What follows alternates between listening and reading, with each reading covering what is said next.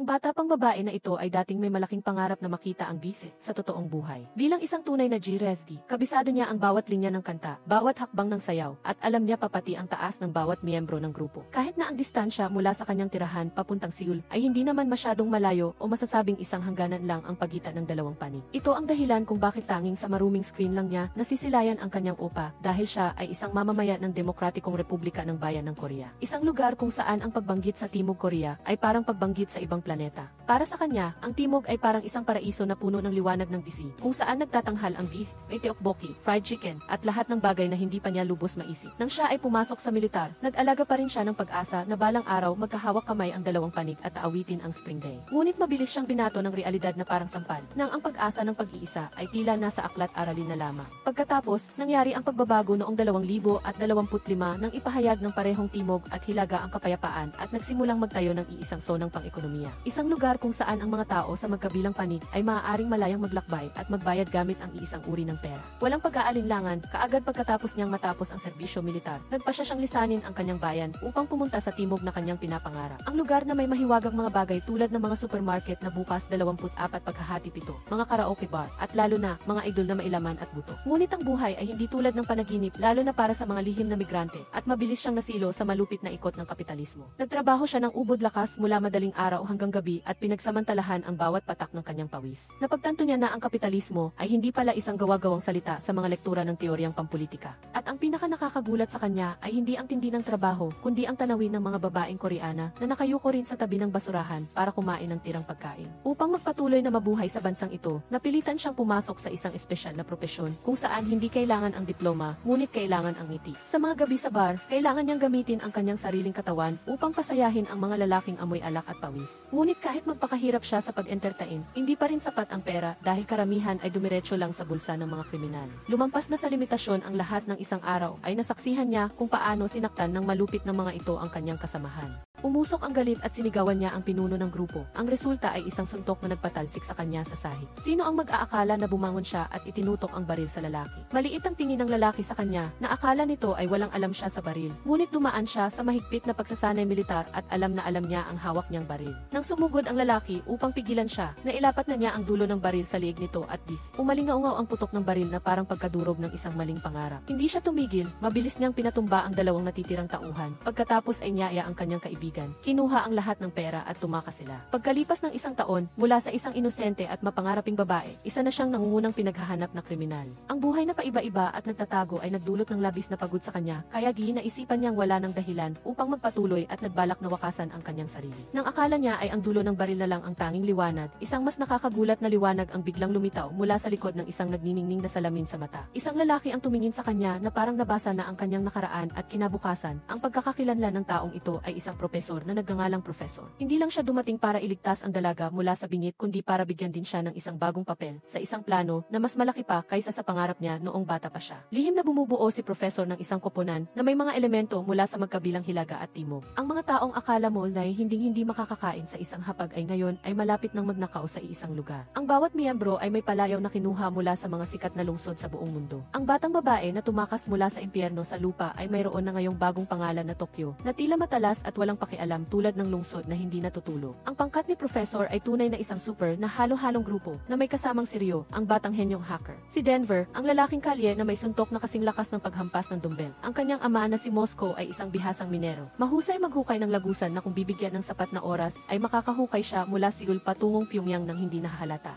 Hindi pa tapos, nariyan din si Nairobi, isang babaeng likas na peligroso at ang talento niya ay ang panggaganso. Dagdag pa ang nakakatakot na pares na sina Oslo at Helsinki, dalawang mercenary na kaunti ang salita pero marami ang suntok. Panghuli, hindi maaaring mawala si Berlin, ang numero unong nakatakas sa kulungan ng Hilagang Korea, isang taong naaalala ng bawat bilangguan kahit wala pang nakakapagkulong sa kanya ng matagal. Gamit ang puwersa ng mga taong nasa labas ng batas, ngunit nasa ilalim ng kanyang kontrol, inilatag ni Professor ang isang napakalaking plano, ang isagawa ang pinakamalaking pagnanakaw sa kasaysayan ng peninsula, na nagkakahat nagkakahalaga ng 4,000 bilyong won. Isang halaga na sa simpleng pagdinig ay sapat na para bilhin ang buong hanay ng mga idol mula BTS hanggang Blackpink, kasama pa ng isang reality show. Ang destinasyon ng operasyon ay ang Joint Mint ng Korea, kung saan inililimbag ang iisang pera para sa Peace Economic Zone sa pagitan ng Timog at Hilaga. Isang lugar na mas mahigpit pa ang seguridad kaysa sa pambansang vault. Ngunit ito ay isang gintong mina na nakalatag sa gitna ng dalawang bansa. Ang direktor ng Mint ay dapat na may huwarang asal tulad ng bagong limbag na pera. Ngunit siya ay isang lalaking Koreano na mahilig sa pag-abuso sa kapangyarihan sa pinakamasamang paraan. Bagamat may asawa di anak, malambing pa rin siyang bumubulong ng matatamis na salita sa isang batang babaeng empleyado mula sa Hilagang Korea na nagngangalang Miseo.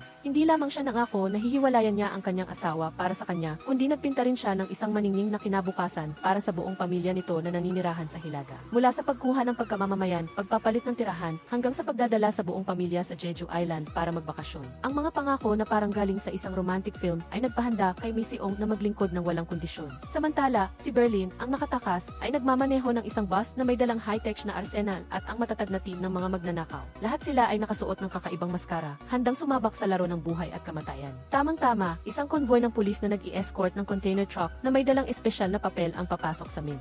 Gayunpaman, pagdating sa bahagi ng dam, bigla silang hinarangan ng isang artipisyal na sagabal na maingat na pinlano. Sa ilalim mismo ng dam, lihim na umakyat ang mga miyembro ng robbery crew gamit ang mga lubi. Mabilis na pumasok ang hacker na si Ryo sa sistema ng impormasyon at tuluyang pinawalang bisa ang lahat ng kagamitan sa komunikasyon ng pulisya sa command center. Kaagad pagkatapos, bumukas ang pinto ng bus at dahan-dahang bumaba ang mga magnanakaw na nakasuot ng maskara at walang tigil na nagpaputok sa himpapawid. Bago pa man sila tuluyang makabawi, isa-isa na silang natakot hanggang sa mamutla. Pagkatapos ay nagpalit ng damit ang grupo ng mga magnanakaw gamit ang mga pulis na kinontrol at ikinulong sila sa loob ng container truck. Ang sasakyan na ngayon ay minamaneho ng mga magnanakaw ay nagpatuloy sa pagtungo sa Mint. Sa Mint, isang grupo ng mga estudyante sa high school ang naglilibot sa pabrika. Kapansin-pansin, sa grupo ng mga estudyanteng iyon ay may isang babae na estudyante na siyang pangunahing target sa plano ng grupo ng mga magnanakaw. Sa sandaling pumasok ang nagkukunwaring convoy sa checkpoint, tinapos na ni Hacker Ryo ang pag-access sa sistema. Gumawa siya ng kumpletong profile para kay Berlin, mula sa pangalan, employee code, hanggang sa access card. Sinuri ng security guard ang file nang hindi nalalaman na tumutulong pala siya sa isa sa mga pinakamapangahas na pagnanakaw sa peninsula. Sa labas, patuloy pa rin si Professor sa pagmamanman, hindi inaalis ang tingin sa monitor at unti-unting nagbibigay ng koordinasyon sa grupo. Sina Tokyo at Nairobi naman ay nagsuot ng wig at nagkunwari bilang mga kasosyo sa negosyo mula sa ibang bansa at kumpiyansang pumasok. Ngunit nang hilingin silang suriin dahil nakita na may baril, mabilis silang naglabas ng baril at nagpaputok. Kasabay nito, sabay-sabay na lumabas ang kanilang mga kasamahan mula sa container truck. Walang pag-aalinlangan, kinontrol ng bawat miyembro ng team ang lahat ng empleyadong nagtatrabaho sa pabrika. Sa puntong ito, mabilis na hinanap ni Tokyo ang babaeng estudyante na may mataas na estratehikong halaga, ngunit hindi siya nakakita ng bakas. Sa wakas, nahanap niya ang clue at natuklasan na ang bata ay nasa banyo. Walang iba kundi ang batang babae na ito ang tunay na anak ng isang empleyado ng United States Embassy. Isang napakalaking trump card na maaaring makapagpabago ng buong sitwasyon kung gagamitin sa tamang oras. Pagkatapos matukoy ang lahat ng nasa Mint, hinati ng grupo ng magnanakaw ang kanilang mga tungkulin. Ang isa ay kukuha ng mga telepono at ang isa naman ay tatakip sa mga mata ng mga bihag sa isang iglap. Ang lahat ng empleyado at bisita ay natipon na. Sa loob, ang mabigat na gawain ay ipinagkatiwala sa batang hacker na si Ryo, kay Moscow na Minero at kay Denver. Ang isa ay nagbukas ng lock gamit ang keyboard, habang ang isa naman ay umiikot sa dial na parang nagbubukas ng treasure vault. Pagkatapos lamang ng ilang minuto, bumukas ang pinto ng vault at sa harap nila ay may bundok ng pera. Hindi nakatiis sina Denver at Ryo at tumalon sila sa makapal na tumpok ng pera. Kahit hindi malambot, mas komportable pa ito kaysa sa anumang kama. Pagkatapos ng ilang minuto, agad na isiniksik ng grupo ang pera sa mga inihandang bag at iniulat kay Professor na handa na sila para sa susunod na yugto. Isinagawa ng grupo ang pag-activate sa buong sistema ng alarma at sabay-sabay na binuksan ang malalaking tarangkahan upang maghanda sa pag-atras. Ang plano ay harapin ng harapan ang puwersa ng pulisya, ngunit pinapayagan lamang silang magpaputok sa himpapawid. Dahil ang utos mula sa itaas ay malinaw, walang pinapayagang masugatan o mamatay. Sa labas, hinarangan na ng pulisya ang buong lugar at inihanda ang lahat ng kanilang malaking puwersa.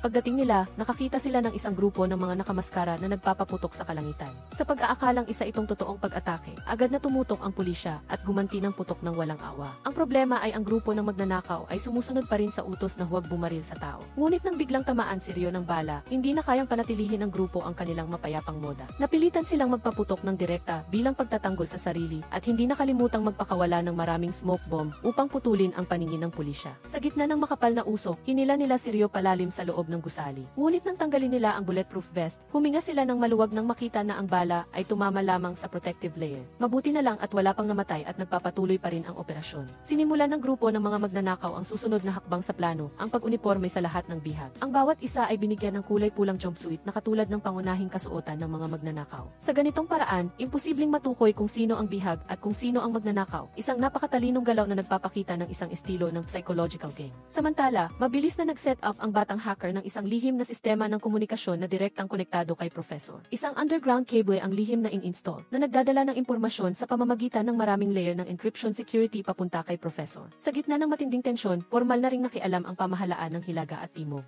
Ang Timog Korea ay nagpadala sa pinangyarihan ng isa sa pinakamahusay na negosyador ng bansa, si Inspector Seon Ujin. Samantala, ang Hilagang Korea ay nagpadala kay Captain Cha Moo-hyuk, isang taong tila may ugaling ang paggamit ng puwersa ang sagot sa lahat. Mula sa simula ng kanilang pagtutulungan, nagkaroon na ng alitan sa pagitan ng dalawang panig. Si Captain Cha ay pumabor sa mabilis at matagumpay na pag-atake, naniniwalang madali lang pumasok. Sa kabilang banda, matatag ang paninindigan ni Inspector Ujin na kailangan nilang tiyakin ang kaligtasan ng mga bihag. Pagkatapos ng matinding pagtatalo sa pagitan ng dalawang magkaibang ideolohiya, ang matalas at makatuwirang argumento ng inspektora ay sa huli ay nagpatalo sa panig ng Hilagang Korea kahit pansamantala. Ang kaligtasan ng mga bihag ngayon ang hindi mapag-aalinlangan ng pangunahing prioridad. Kaagad pagkatapos, ginawa ni Ujin ang unang tawag sa loob upang simulan ang proseso ng negosasyon. Inilipat ng hacker ang signal kay Professor at, syempre, sa pamamagitan ng isang sistema ng voice control na maingat na inihanda. Sinubukan ng inspektora na kumuha ng impormasyon at maghanap ng clues tungkol sa tunay na pagkakakilanlan ng nasa likod ng insidente. Ngunit lahat ng pagsisikap ay nauwi sa wala dahil para siyang nakikipag-usap sa isang day. Nang hilingin niyang pakawalan muna ang grupo ng mga estudyante sa high school, kasama na ang partikular na mahalagang batang babae. Mahinahon na sumagot si Professor na pag-iisipan nila ang kahilingan at matigas na tinapos ang tawag. Ang aksyon na ito ay nagpalaki ng hinala ni Inspector Ujin kung apat lang ba talaga ang magnanakaw sa loob gaya ng ipinahiwatig ni Professor o kung isa ba itong patibong. Gayunpaman, ang high-ranking commanders, kasama ang hepe sa panig ng Timog at si Captain Cha sa panig ng Hilaga, ay lubos na naniwala sa bilang na apat na tao. Agad silang nagplano na magpadala ng mga tropa sa Mint kaagad at determinado na tapusin ang lahat ng mabilis at malinis. Sa kabila ng lahat ng babala ni Ujin na baka ito ay isang nakamamanghang panliling lang. Sa halip na makinig sa kanyang paliwanag, malamig siyang inanyayahan ng komandante na magpahinga. Paglabas, nakatanggap ng mensahe ang inspektora mula sa kanyang kasintahan at nagmaneho siya papunta sa coffee shop nito. Ang inspektora ay isa palang single mom na nakikipag-agawan sa kustodya ng anak sa kanyang dating asawa na isang miyembro ng asembleya. Hindi inaasahan, ang kasalukuyang kasintahan ng inspektora ay walang iba kundi ang professor na nakipagnegosasyon sa kanya kanina. Naghanap si Professor ng paraan para lapitan ang inspektora noon. Dahil alam niya na tiyak na ipapadala ng Timog Korea ang inspektora upang hawakan ang kaso sa Mint dahil siya ang numero 1 negosyador ng Timog Korea sa kasalukuyan. Nagsimulang mag-usap ng masaya ang magkasintahan sa pamamagitan ng ilang karaniwang pagbati. Nalaman din ni Professor na nakuha na ng panig ng Hilagang Korea ang kontrol at magsasagawa ng armadong pag-atake sa Mint kaagad. At talagang ganoon nga, sa sandaling ito, pinakikilos ni Captain Cha ang lahat ng kanyang puwersa upang pumasok sa Mint. Agad na tumawag si Professor sa Mint at sinabi sa lahat na maging handa na kumilos. Pagkatapos manmanan, nalaman ng hacker na si Ryo kung aling tarangkahan sila papasok. Pagkatapos, agad na dinala ng gang ang lahat ng bihag sa lugar kung saan malapit nang sumugod ang pulisya. Nagsimulang magbutas ang pulisya ng maliit na butas sa pinto at nagpasok ng camera hose sa loob upang magmanman.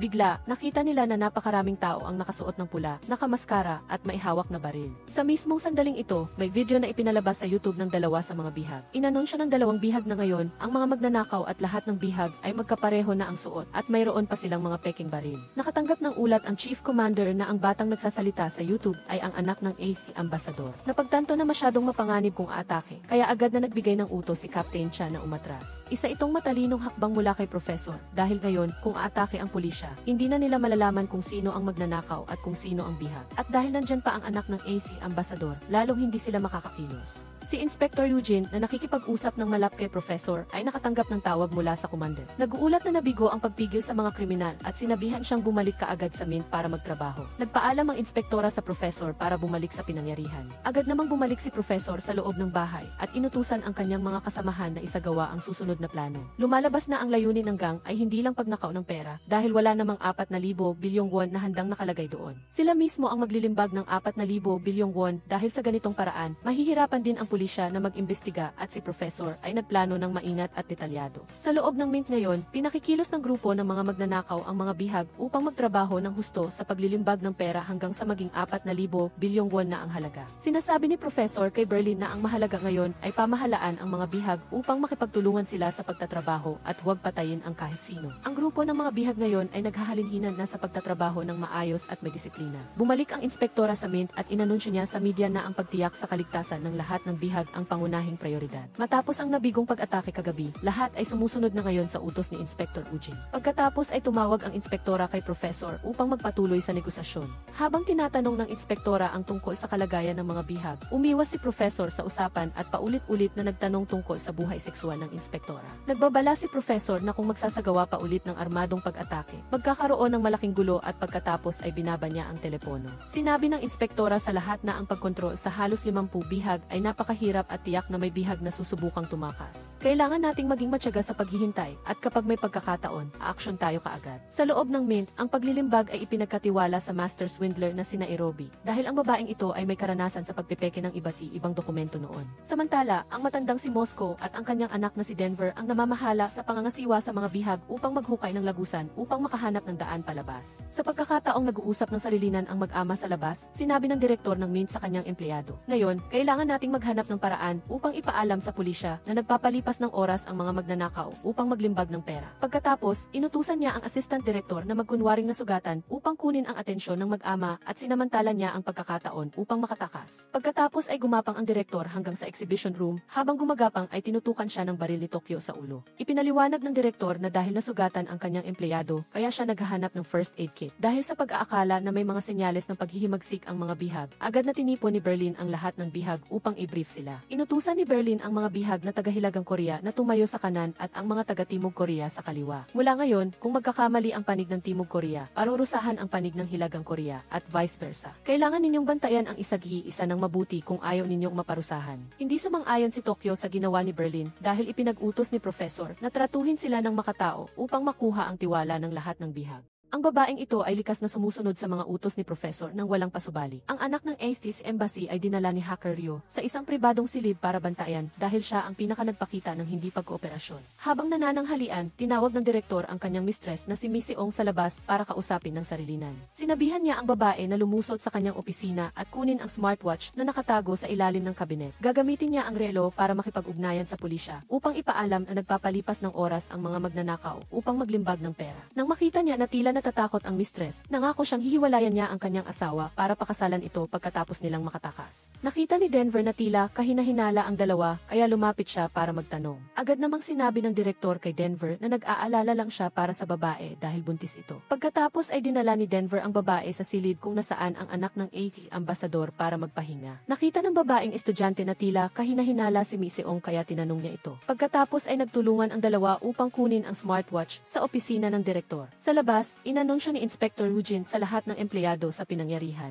Patayin ang lahat ng mobile device at gumamit lamang ng radio para makipag-ugnayan. Dahil kailangan nating maghintay ng signal mula sa mga bihag sa loob ng Mint. Ang lahat ng media ay inilipat din mula sa pinangyarihan upang maiwasan ang anumang pagkagambala sa signal. Sa control room, nakita ng hacker na tila nag-aaway ang dalawang babae kaya lumapit siya para magtanong. Sinabi ng estudyanteng babae na kailangan niyang pumunta sa banyo. Habang dinadala ni Ryo ang estudyanteng babae sa palikuran, lihim na pumasok si May Seong sa opisina ng direktor upang hanapin ang smartwatch. Sa palikuran, gumawa rin ng paraan ang tuso na estudyanteng babae upang magpalipas ng oras. Nang makita niyang tila uhaw sa pag-ibig si Ryo, hinalikan niya kaagad ang lalaki ng may pagmamahal. Habang nag-enjoy ang lalaki sa halik, kinuha ng estudyanteng babae ang baril at itinutok kay Ryo. Sumigaw ang lalaki na bumaril na siya at pinindot naman ng estudyanteng babae ang gatilyo, ngunit hindi siya nakabaril. Agad na kinuha ni Ryo ang baril at binuksan ang safety lock at pagkatapos ay na-neutralize niya ang estudyanteng babae. Matapos maghanap, natagpuan din ni May Seong ang smartwatch ng direktor. Pagkabukas niya sa relo, nasagap din ng grupo ng pulisya sa labas ang signal. Nang maghahanda na siyang magulat sa pulisya, pumasok si Denver. Sinabi ni Miss Seong na nagugutom siya, kaya naghahanap siya ng pagkain. Agad na inilabas ni Denver ang pagkain na balak niyang ibigay sa babae at pagkatapos ay lumabas siya upang initin ang gatas dahil akala niya talaga na buntis ang babae. Nang susubukan na sanang buksan ni Miss Seong ang relo, bumalik si Denver, hinawakan ang braso ng babae at sinabing,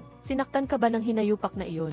Hayop talaga." Sinabi ni Miss Seong na may asawa na pala talaga talaga ang lalaki. Sa sandaling ito, pumasok si Ryo, ngunit inilabas naman ni Denver si Mai Seong. Sa himpilan ng pulisya, nagsimulang mag-alala ang lahat dahil hindi na nila nasagap ang signal mula sa smartwatch. Nag-aalala si Inspector Eugene para sa bihag na may hawak ng relo, kaya tumawag siya kay Professor. Nagkunwari siyang nagtatanong tungkol sa mga telepono ng mga bihag na nasa loob ng mint. Kumpiyansang idineklara ni Professor na walang bihag ang makakagawa ng komunikasyon sa labas. Nang marinig ito, nalaman ng inspektora na hindi pa alam ng grupo ng mga magnanakaw ang tungkol sa smartwatch. Sinabi ng EK staff na maaari tayong magpadala ng link sa relo na iyon. Kapag pinindot ng bihag ang link, maaari nating mamatyagan ang nangyayari sa loob. Sa sandaling ito, dinala ni Denver si Mai Seong upang harapin ang direktor at turuan ito ng leksyon dahil naglakas loob itong magpabuntis sa babae kahit may asawa anak na ito. Tumakbo si Mai Seong para awatin sila at isinilid ang relo sa bulsa ng direktor. Pagkatapos makuha ang smartwatch, naghanap ng dahilan ang direktor para pumunta sa palikuran. Ngunit hindi niya inasahan na susundan siya ni Denver at sinabihan siyang kailangan niyang buksan ang pinto kahit magdumi pa siya dahil mukha siyang kahinahinala. Kaya hindi pa rin mabuksan ng direktor ang relo. Si Professor naman ngayon ay biglang napaisip na may isang bagay na hindi karaniwan sa sinabi ni Inspector Eugene. Tumawag siya sa mint at iniulat ni Ryo na walang nangyayaring hindi karaniwan. Agad na nag-text si Professor upang yayain ang inspektora sa kanyang bahay upang kumain. Handa nang humanap ng makakain si Inspector Eugene dahil nagugutom na siya nang matanggap niya ang mensahe mula sa kanyang kasintahan. Kaya, nagpunta siya sa coffee shop ni Professor upang kumain. Sinabi ng inspektora sa kanyang kasintahan na baka malapit na nilang malutas ang kaso at natigilan si Professor nang marinig ito. Sa mismong sandaling ito, tumawag sa telepono ang inspektora, kaya pumasok si Professor sa loob upang bigyan ng pribasya si Eugene na makipag-usap. Kinakausap ng inspektora ang kanyang kasamahan tungkol sa smartwatch na nasa loob ng mint. Habang nag-uusap, tumingin siya sa salamin kaya nalaman niya na nakasilip ang kanyang kasintahan sa pinto upang makinig sa kanya. Nang lumabas si Professor, tinanong niya kung bakit siya nakikinig sa kanya at ipinakita niya ang number 8 ring. Mabilis na sumagot si Professor na nakita niyang hindi pa siya seryoso sa kanilang relasyon.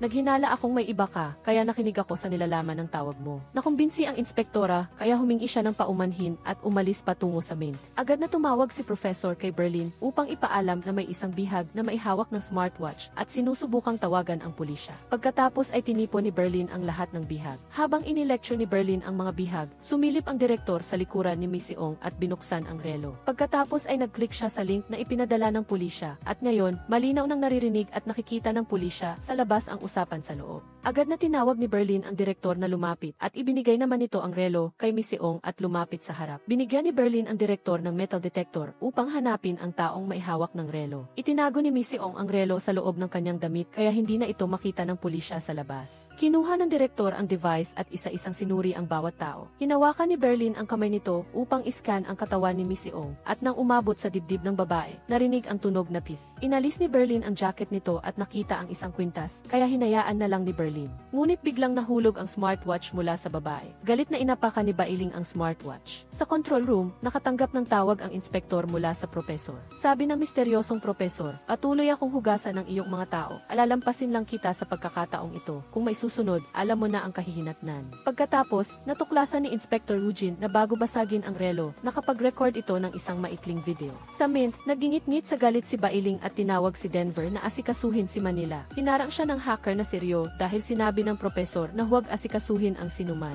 Sabi ni Bailing, kailangan niyang asikasuhin para maging halimbawa sa ibang mga bihag at sinabi ni Denver na buntis siya. Bumulong si Bailing kay Denver, naniniwala ka ba talagang buntis siya? At pagkatapos ay inabot kay Denver ang isang baril. Ang propesor sa labas ay nagmasid at nakita si Denver na inilalabas ang babae, kaya tumawag siya sa mint ngunit walang sumasagot. Pagkatapos, itinuro ng isang bihag na ang direktor mismo ang nag-utos na kunin ang smartwatch. Lumuhod ang direktor at nagmakaawa kay Bailing. Sabi niya, may asawa at 2 anak pa ako sa bahay. Pakiusap, wag mo akong asikasuhin. Hindi siya buntis, kasinungalingan lang ang lahat ng sinabi niya. Sabi ni Bailing, alam ko na ikaw ang maisala, pero hindi kita parurusahan dahil iyon na ang pinakamalaking parusa para sa iyo. Dinala ni Denver si Manila sa banyo at tinanong, nagsinungaling ka ba sa akin tungkol sa pagbubuntis mo? Naglakas loob kang gawin akong biro, pagkatapos ay pinisil ni Denver ang gatilyo, pero sa likod siya bumaril. Pagkatapos, kumalma ang binata at nagpaputok pa ng isa. Nagmamadaling pumasok si Tokyo at nakita si Manila na nakahandusay na walang malay sa isang ng sirop sa sahig. Pumasok si Bailing sa banyo at nakita na naasikaso na si Manila.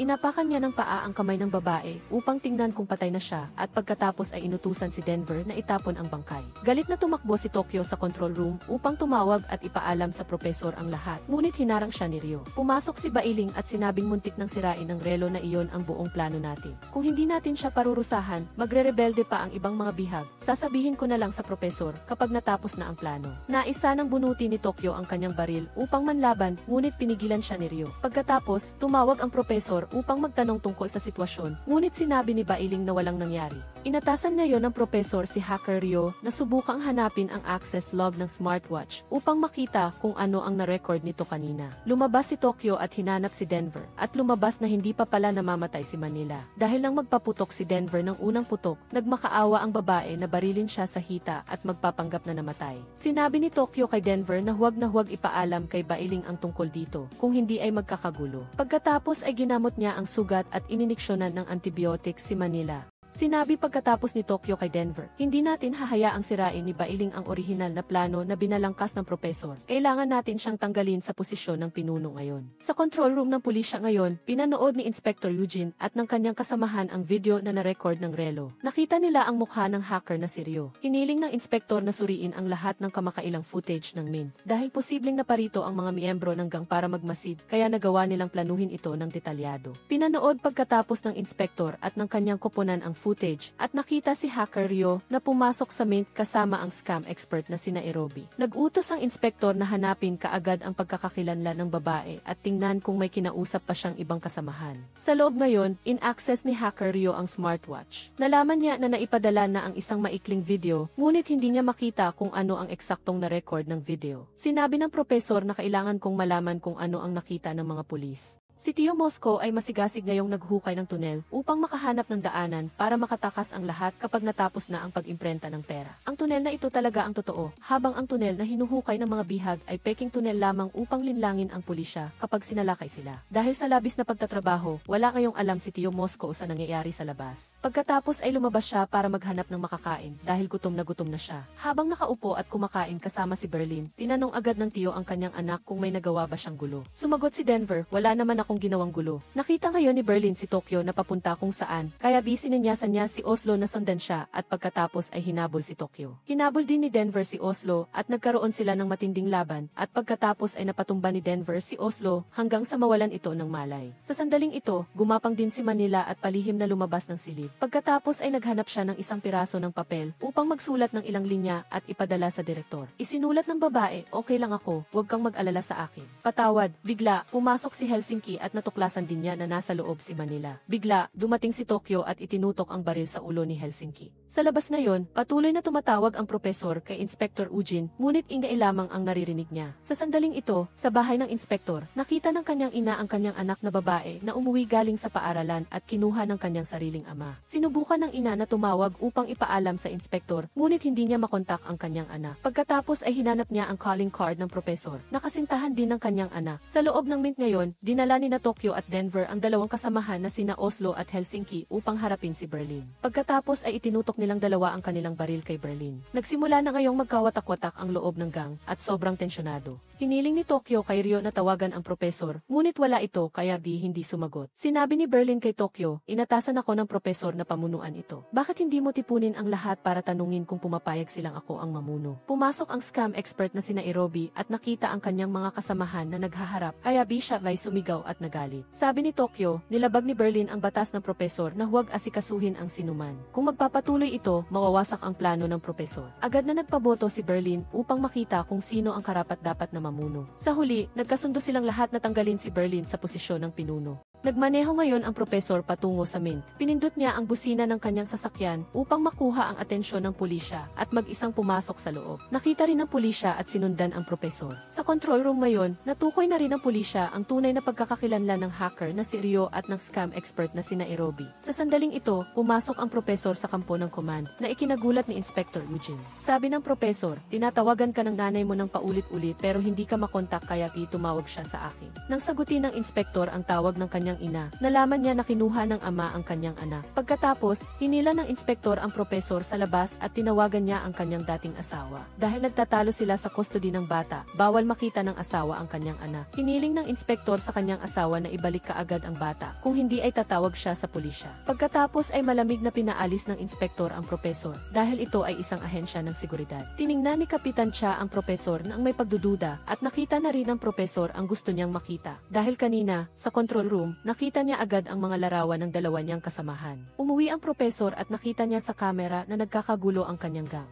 Agad siyang tumawag sa loob upang tingnan kung anong nangyayari. Inamin ngayon ni Berlin na inasikaso niya ang isang bihag at gusto siyang patalsikin ni Tokyo. Nang marinig ito, nagalit ang propesor dahil nilabag ang prinsipyong itinakda niya. Inihayag ng propesor na natukoy na ng pulisya ang totoong pagkakakilanlan ni Rio at Nairobi. Nang marinig ito, nagulat ang lahat at ang sitwasyon sa loob na magulo na ay naging mas malala. Ngayon, nagbago ng panig ang scam expert na si Nairobi at sinimulang suportahan si Berlin dahil sa kanya, naging masunurin ang mga bihag. Ngayon, nanginginig si Rio dahil baka alam na ng kanyang mga magulang sa bahay na nagnanakaw ang kanilang anak. Lalong lumala ang sitwasyon nang pumasok si Moscow at nalaman na binaril ng kanyang anak na si Denver ang isang bihag. Nagulat ang ama dahil ayaw niyang makulong ang kanyang anak dahil sa pagpatay tulad ng ginawa niya noon. Hinabol agad ni Denver ang kanyang ama upang magpaliwanag. Pagkatapos ay pinindot ni Moscow ang door release ng Mint at nag-isang lumabas. Sumunod din si Denver sa likuran. Lumabas din si Inspector Eugene upang direktang pamunuan ang pulisya. Nagsuot si Denver ng maskara at lumipad, tinumba ang kanyang ama at sinabing kailangan niyang takpan ang kanyang mukha. Sabi ni Moscow, "Iaamin ko sa pulisya na ako ang nag-asikaso sa bihag. Hindi ko sana isinama ang anak ko sa planong ito."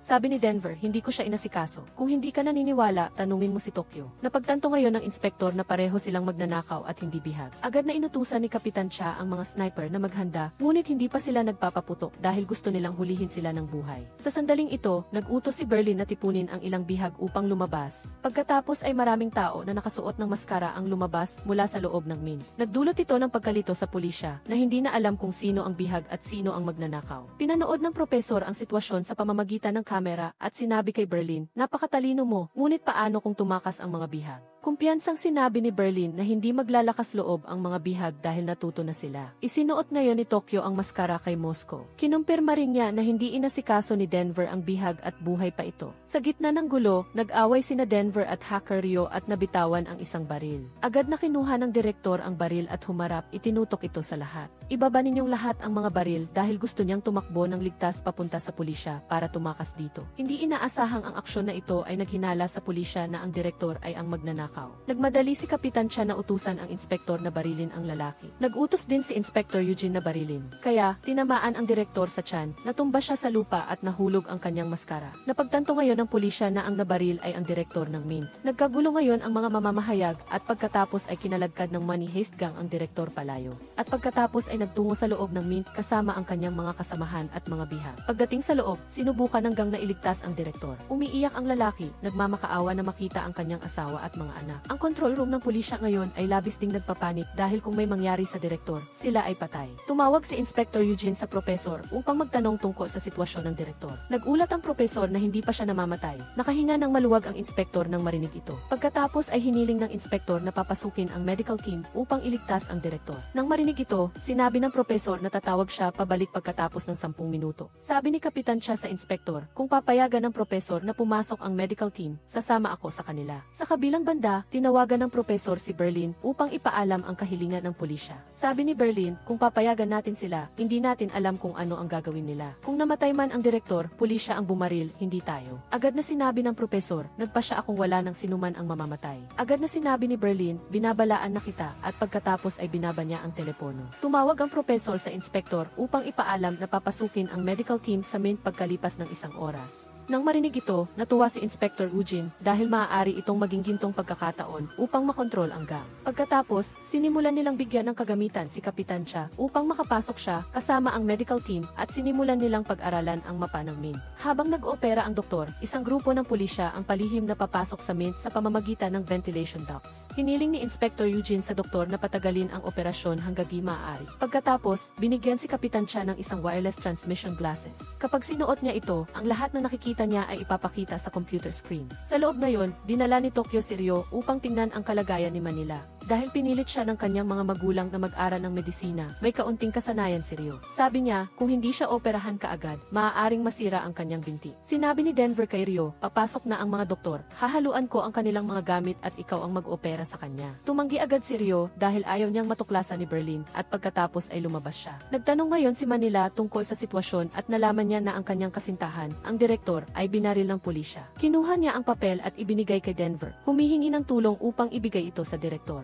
Pagkatapos, binasa ni Denver ang papel at hindi niya maintindihan kung bakit humihingi ng tawad ang babae sa direktor gayong siya ang naglagay sa kanya sa sitwasyong ito. Pagpasok niya upang makita ang direktor, aabutin na sana ni Denver ang papel sa kanya, ngunit nakita niyang dumating si Berlin, kaya hindi na niya tinuloy. Ibinigay ni Berlin ang telepono upang makipag-usap ang direktor sa kanyang asawa at mga anak. Nang kumonekta sa asawa, umiyak ang direktor at sinabing mahal na mahal niya ito at ang kanilang mga anak. Nagalit si Denver nang marinig ito, kaya inilagay na lang niya ang papel sa kanyang bulsa. Pumasok ang medical team at si Kapitan Cha sa loob ng Mint. Nakita ng propesor sa kamera na si Kapitan Cha pala ang nakita niya nang pumunta siya sa kampo. Nasa loob na rin ang pinuno. Agad siyang tumawag kay Berlin at ipinaalam na pulisya ang lalaking nakasuot ng salamin. Hiniling ng propesor kay Berlin na kumalma upang malaman ang tunay na motibo niya sa pagpasok dito. Lumabas si Berlin at ipinaalam ang sitwasyon sa kanyang mga kasamahan. Pagkatapos, sinuri nila ang katawan ng medical team. Nang dumating sa salamin ni Kapitan Cha, tumunog ang aparato. Ngunit dahil nakita nilang ordinaryong salamin lang ito, hinayaan nila itong pumasok kasama ang medical team. Sabi ni Berlin sa scam expert, tatakutin ko ang pulis na iyon at aalamin ang motibo niya sa pagpasok dito.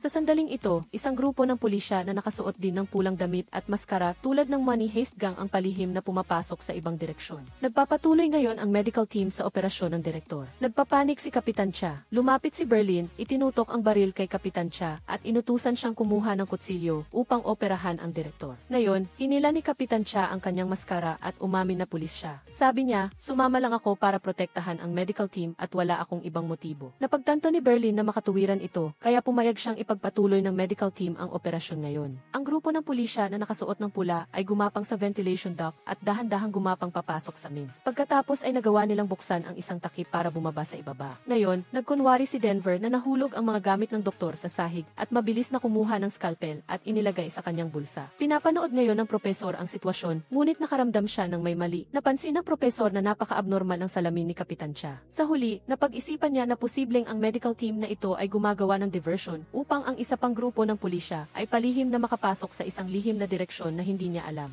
Sa loob ng Mint, natapos na ng medical team ang operasyon at lumabas kasama si Kapitan Cha. Paglabas sa main hall, nagsimula ng palitan ni Berlin ang mga maskara ng gang at ng lahat ng bihag. Nang makita ito ni Kapitan Cha, namutla ang mukha niya. Agad na tumawag si Inspector Eugene sa grupo ng pulisya na umatras dahil nagpalit na sila ng maskara at mahuhuli sila. Nagmamadaling tumakbo si Kapitan Cha palabas at sinabihan ang kanyang mga kasamahan na itigil agad ang operasyon. Hinanap ni na Tokyo at ng kanyang mga kasamahan ang lahat ng silid, ngunit nakalabas na ang grupo ng pulisya. Kaya, muling nanalo ang gang na ito laban sa plano ng inspektor dahil sa intuwisyon ng propesor. Isa pang malaking tagumpay ang nakamit habang kinukuha ang telepono ni Kapitan Cha. Nagawa ni Hacker Rio na mag-install ng ikigai software dito. Kaya ngayon, anuman ang sabihin o gawin ni Kapitan Cha, naririnig at nakikita lahat ito ng propesor. Pagkatapos, ginamit ni Denver ang scalpel na nakuha niya mula sa doktor upang operahan ang sugat ni Manila. Ngunit paghawak pa lang niya ng kutsilyo, nanginginig na siya. Wala nang ibang pagpipilian, kailangang hanapin ni Tokyo si Rio upang humingi ng tulong. Nagsalita ngayon si Manila at nag-ipon ng lakas upang magtanong kay Denver tungkol sa sitwasyon ng operasyon ng direktor. Nagtanong ang babae na ibigay mo na ba ang papel sa direktor. Sinabi ni Denver na naibigay na niya at sinabi nitong mahal na mahal siya. Nagkunwari lang siya upang bigyan ng lakas ang babae na lampasan ang nalalapit na operasyon. Tumakbo si Tokyo sa silid upang hanapin si Rio, ngunit dinakip siya ni Oslo. Dahil alam ni Berlin na mailihim na gusto si Rio kay Tokyo, ginamit niya ito bilang pain. May tinatago ka ba sa akin? Kung hindi mo sasabihin, itatapon ko si Tokyo sa labas sa mga pulis. Nang marinig ito ni Rio, lumambot ang puso niya. Pagkatapos, tinali ni Berlin sina Tokyo at Rio. Pumasok sina Berlin at Oslo sa silid at itinutok ang kanilang baril kay Denver. Nang makita ngayon na buhay pa si Manila, gusto agad siyang asikasuhin ni Berlin. Dahil kung malalaman ng mga bihag, hindi na sila matatakot sa atin. Ngayon, sinubukan ni Denver na pigilan si Berlin. Pagkatapos ay nawalan ng malay si Manila. Bigla, pumasok ang scam expert na sina Nairobi, kasama sina Tokyo at Rio at kinontro sina Berlin at Oslo. Ipinahayag ng scam expert na hindi na niya sinusuportahan si Berlin dahil ayaw niyang sumunod sa isang malupit na tao. Sa sandaling ito, inatake ng Caesar si Manila kaya sinimulan ni Rio ang operasyon sa babae. Pagkatapos, nagawa ng umalis na doktor na tanggalin ang bala sa binti ni Manila. Pagkatapos niyang matapos, isinubsob niya ang kanyang mukha sa toilet bowl dahil nag-aral siya ng medisina, ngunit takot na takot siya sa dugo. Pinilit ng kanyang mga magulang si Hacker Rio na mag-aral ng medisina upang ipagpatuloy ang negosyo ng pamilya. Kaya naman sumali siya sa heist gang na ito upang sirain ang kanyang buhay. Ngunit ngayon na nalantad ang kanyang pagkakakilanlan, nag-aalala siya para sa kanyang mga magulang sa bahay. Sabi ni Rio kay Tokyo, pagkatapos ng heist na ito, bibili ako ng isang isla at mamumuhay kasama ka habang buhay. Nang marinig ito ni Tokyo, nagmamadali siyang tumayo at umalis. Nagising ngayon si Manila at nakita si Denver na naglilinis ng dugo para sa kanya. Inamin din ng binata na hindi niya ibinigay ang papel sa direktor. Dahil nang umiyak ito at tumawag sa kanyang asawa at mga anak, nakita ko ang kanyang pagkukunwari, kaya inilagay ko na lang ang papel. Tinitigan ni Manila si Denver at nagpasalamat sa kanya. Tuwang-tuwa ang propesor nang makita sa kamera na buhay pa ang bihag. Pagkatapos ay inihayag niya na si Tokyo na ang magiging pinuno at hiniling na makipag-usap kay Berlin. Sabi ng propesor kay Berlin, dahil nilabag mo ang panuntunan, parurusahan kita. Ikaw ay ikukulong muna hanggang sa kailanganin kita. Tuwang-tuwa rin ang lahat dahil pansamantalang na-neutralize si Berlin. Sa labas ngayon, nagsimulang kondenahin ng press at media si Inspector Eugene dahil sa pag-uutos na barilin ang isang bihag at seryosong masugatan ito. Ang alon ng pagpuna at mga kahilingan para sa isang bagong negosyator ay nagbigay ng matinding presyon sa inspektor. Pag-uwi niya, sinubukan ng inspektor na maging kalmado hanggang maaari. Ngunit nang makita niya ang kanyang ina, na minsan ay nakakalimutan at minsan ay nakakaalala, nagsimula siyang umiyak nang walang alam kung kanino siya aasa ngayon. Dahil sa sobrang lungkot at wala siyang mapagsabihan, nagpunta siya sa coffee shop ng propesor, ngunit sarado ito. Nang tumalikod siya para umalis, lumabas ang propesor. Agad na nakuha ng propesor ang emosyon ng inspektor. Sabi ng propesor, alam kong napakalakas mo sa labas dahil ikaw ang haligi ng buong pamilya. Ngunit kapag malungkot ka, hindi mo alam kung kanino ka magbabahagi, ngayon maaari kang makipag-usap sa akin. Pagkatapos ay pumasok silang dalawa sa loob upang mag-usap. Sinabi ng inspektor na takot ang kanyang anak na mabuhay na malayo sa kanya. At ang kanyang ina ay may sakit, kaya hindi siya pinahihintulutang magpakita ng kahinaan. Nang tanungin ng propesor kung anong sakit mayroon ang kanyang ina, sinabi ng inspektor na sakit lang ito ng matatanda. Pagkatapos ay nagyakapan silang dalawa dahil wala nang mas epektibong paraan upang maibsan ang stress kaysa dito. Nang magising, naglibot ang inspektor sa bahay upang hanapin ang kanyang kasintahan. Nang bubuksan na niya ang pinto ng isang silid, lumabas ang propesor at sinabing bodega lang iyon. Lihim na nakipagkita ngayon si Kapitan Cha sa isang mataas na opisyal ng North Korea. Sabi ng opisyal, kamakailan, ang lahat ng ating mga plano ay nahulaan ng mga magnanakaw at ang lahat ng kasalanan ay nasa panig ng South Korea. Posibleng traidor si Inspector Eugene o kaya ginagamit lang siya ng mga magnanakaw. Sabi ng opisyal, malapit na ang Economic Cooperation Conference sa pagitan ng North at South Korea at kailangan mong tapusin ang kasong ito bago magsimula ang conference. Nangako si Kapitan Cha sa kanyang nakatataas na gagawin niya ang lahat ng kanyang makakaya. Sa loob ng mint ngayon, may isang pulis ng North Korea ang lumabas. Lumalabas na hindi siya umatras sa labas kasama ang kanyang mga kasamahan kanina, kundi nag-iisa siyang nanatili upang magmanman sa sitwasyon. Nakisalamuha ang pulis kasama ang ibang bihag at namuhay ng normal tulad nila. Habang natutulog, napansin niya na natutulog na ang guard na si Oslo. Tumayo ang pulis at lumabas. Nakita rin ng anak ng AC Ambassador ang lahat. Nakipag-ugnayan pagkatapos ang pulis ng North Korea na ito kay Kapitan Cha sa labas. Sabi ni Kapitan Cha, nag-utos ang ating partido na tapusin ang kasong ito. Sa lalong madaling panahon, hanapin mo ang pinunong propesor at asikasuhin mo siya kaagad. Kung wala siya, hanggang na iyon ay parang ahas na nawala ng ulo. Nagtanong agad ang pulis, paano naman ang kaligtasan ng mga bihag? Agad na sinabi ni Kapitan Cha, ang pagpapatumba sa propesor ang pangunahing prioridad. May mga sakripisyo sa bawat labanan. Inutusan ni Kapitan Cha ang mga tropa ng North Korea. Lihim nating isasagawa ang planong ito nang hindi ipinapaalam sa South Korea. Nakakulong ngayon si Berlin sa isang nakahiwalay na silid. Nagsimulang manginig ang kanyang mga kamay at paa. Nang pumasok si Rio upang magdala ng pagkain, sabi ni Berlin, may malubha akong sakit. Kumuha ka ng bote ng gamot sa control room para sa akin. Akala ni Rio ay nagbibiro lang si Berlin kaya tumalikod siya at umalis. Galit na itinapon ni Berlin ang buong tray ng pagkain sa sahig. Ngayon, ang pulis ng North Korea at ang iba pang mga bihag ay nagtitipon sa main hall. Inihayag ng scam expert na simula ngayon, si Tokyo na ang magiging pinuno dito. Pagkatapos, inakay ni Denver si Manila palabas. Tuwang-tuwa ang lahat ng bihag nang makita nilang buhay pa ang babae. Sa ilalim ng pamumuno ni Tokyo, ang mga bihag ay binigyan ng mas madali at mas magiliw na kapaligiran.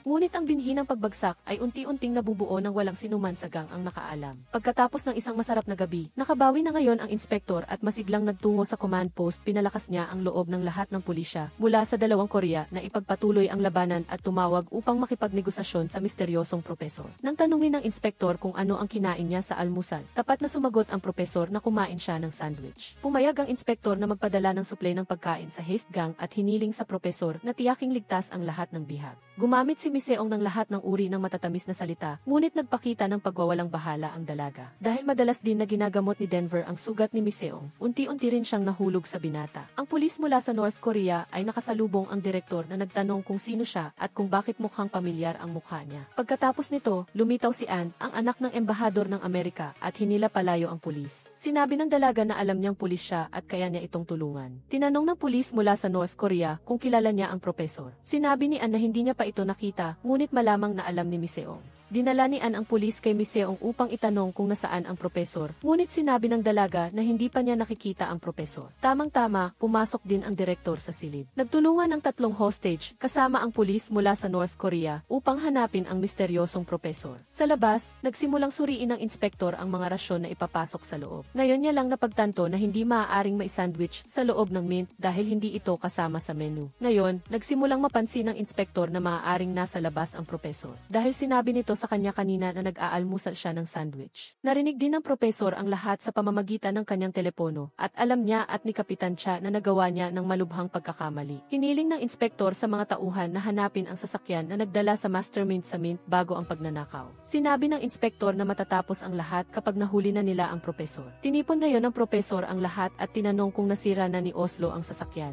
Sinabi ng propesor na nasa sasakyan ang ating mga fingerprint at kung mahahanap ito ng pulis, tapos na tayo. Sabi ni Oslo na nasa junkyard ito malapit sa hangganan. Nakilala ni Tokyo ang mga scammer ng sasakyan dahil nagtrabaho siya rito. Pumunta na rin ang propesor upang hanapin ang sasakyan. Sa oras na ito, nahanap na rin ng pulisya ang puting sasakyan. Nagmadali ang inspektor patungo sa junkyard upang hanapin ang sasakyan. Sinabi ng pulis mula sa North Korea sa tatlong hostage na kailangan nilang hanapin ang propesor at papatayin niya ito. Pagkatapos noon, sasalakayin din ng pulisya ang lugar. Nagtanong si Ann, paano naman ang kaligtasan ng mga hostage? Pilit na hinikayat ng direktor ang dalawang dalaga na sumunod sa plano ng pulis. Sinabihan niya si Miseong na akitin si Denver at tanungin ito kung sino talaga ang propesor.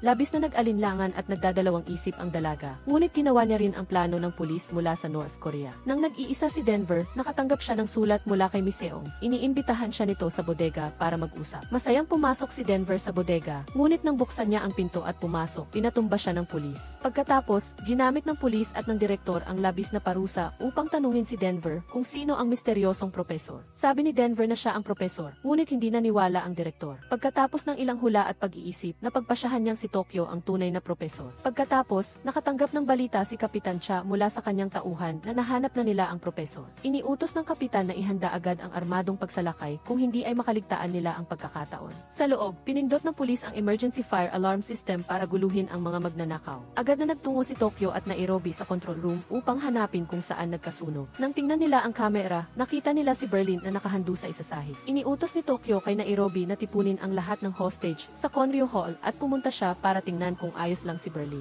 Pinaandar ng pulis mula sa North Korea ang buong fire suppression system, kaya umusok ng malaki. Pinalo ng husto ng direktor si Denver upang ilabas ang galit niya sa matagal na pagkabilanggo. Pumasok ang dalagang si Miseong at sinubukan siyang pigilan ngunit hindi nagtagumpay. Kumuha ang dalaga ng baril at itinutok ito sa direktor upang iligtas si Denver. Bumangon si Denver at sinipa ng malakas ang direktor na naging dahilan ng pagbagsak nito at pareho silang lumabas. Pumasok si Rio sa silid at nakita si Berlin na nakahandusay. Agad siyang kumuha ng susi para kay Berlin at pagkatapos ay inatake siya ni Berlin, kaya hindi na siya nakagalaw. Pumasok si Tokyo at Helsinki sa lugar ng pag-imprenta ng pera upang hanapin kung sino ang nagpindot sa fire alarm. Ngayon, kinuha ng pulis mula sa North Korea ang baril para asintahin si Tokyo sa pag-aakalang siya ang propesor. Biglang pumasok si Denver at sinabi kay Tokyo na tawagan na niya ang propesor ngayon. Lumabas si Berlin at itinutok ang baril sa pulis. Pagkatapos ay kinalabit niya ang gatilyo at nagkaroon ng malakas na putok na ikinagulat ng lahat. Sa labas, hindi na makontak ni Kapitan Cha ang pulis mula sa North Korea. Nagpaputok pa ng ilang beses si Berlin bago siya huminto nang pumasok si Tokyo. Sa labas, minaneho ng propesor ang isang motorsiklo ng mabilis patungo sa junkyard upang hanapin ang puting sasakyan. Papunta na rin doon ang inspektor kasama ang maraming sasakyan ng pulis. Pagdating doon, nag-access ang propesor sa management software at in-input ang plaka ng sasakyan upang hanapin ang impormasyon at pagkatapos ay kinuha ang susi ng sasakyan. Nang matuklasan ng may-ari at ng kanyang mga tauhan, nakipag-away ang propesor sa kanila at nakatakas. Tamang-tama, dumating na rin ang pulisya. Pagkatapos maghanap, nakita rin ng propesor ang sasakyan na hinahanap niya. Pumasok ang lalaki sa sasakyan at sinimulan niyang burahin ang lahat ng bakas ng fingerprint sa loob. Ngayon, lumapit na rin ang inspektor upang hanapin ang sasakyan na ito. Nakita niya na wala ng sapat na oras upang makatakas. Kinuha ng propesor ang susi at minaneho ang sasakyan palabas at tumakas. Hinabol siya ng mabilis ng inspektor at ng pulisya. Pagkatapos, minaneho ng propesor ang sasakyan papunta sa isang bukirin at dumaan sa isang organic na taniman ng kamatis. Paglabas, nakaharap niya ang inspektor at ang buong puwersa ng pulisya. Muntik nang makita ng inspektor ang mukha ng propesor. Itinabi niya ang sasakyan sa isang damuhan ng makubkob ng pulisya. Sinindihan ng propesor ang sigarilyo upang magkaroon ng lakas ng loob. Pagkatapos ay inapakan niya ang pedal at minaneho ang sasakyan ng buong bilis upang tumakas. Pagkatapos ay lumipad ang sasakyan patungo sa isang dam. Pagkatapos ng ilang sandali, nakarating ang pulisya sa dam na ito. Nang lumundag ang pulisya, wala ng tao sa sasakyan. Nagkaroon din ng sapat na oras ang propesor upang lumangoy sa isang ligtas na lugar. Sa labas ng Mint, matapos marinig ang ilang putok ng baril mula sa loob, nagulantang ng husto ang mga reporter at mga pamilya ng mga hostage. Bumalik ang inspektor sa command post at sinigawan si Kapitan Cha dahil sa kanyang sariling aksyon na nagresulta sa pagkamatay ng isang pulis. Pabulong na sinabi ni Kapitan Cha sa inspektor na posibleng ginamit siya ng mga magnanakaw. Sinabi ng inspektor na anuman ang mangyari, kailangan nating kumilos ng magkasama ngayon. Nagtanong ang inspektor kung bakit ang mga magnanakaw ay hindi man lang nanakit ng isang hostage at pumayag pa na pumasok ang medical team. Sinabi ng inspektor na maaaring pinapahalagahan nila ang opinyon ng publiko. Gagamitin natin ang opinyon ng publiko upang makakuha ng mataas na kamay at ako mismo ang papasok sa Mint.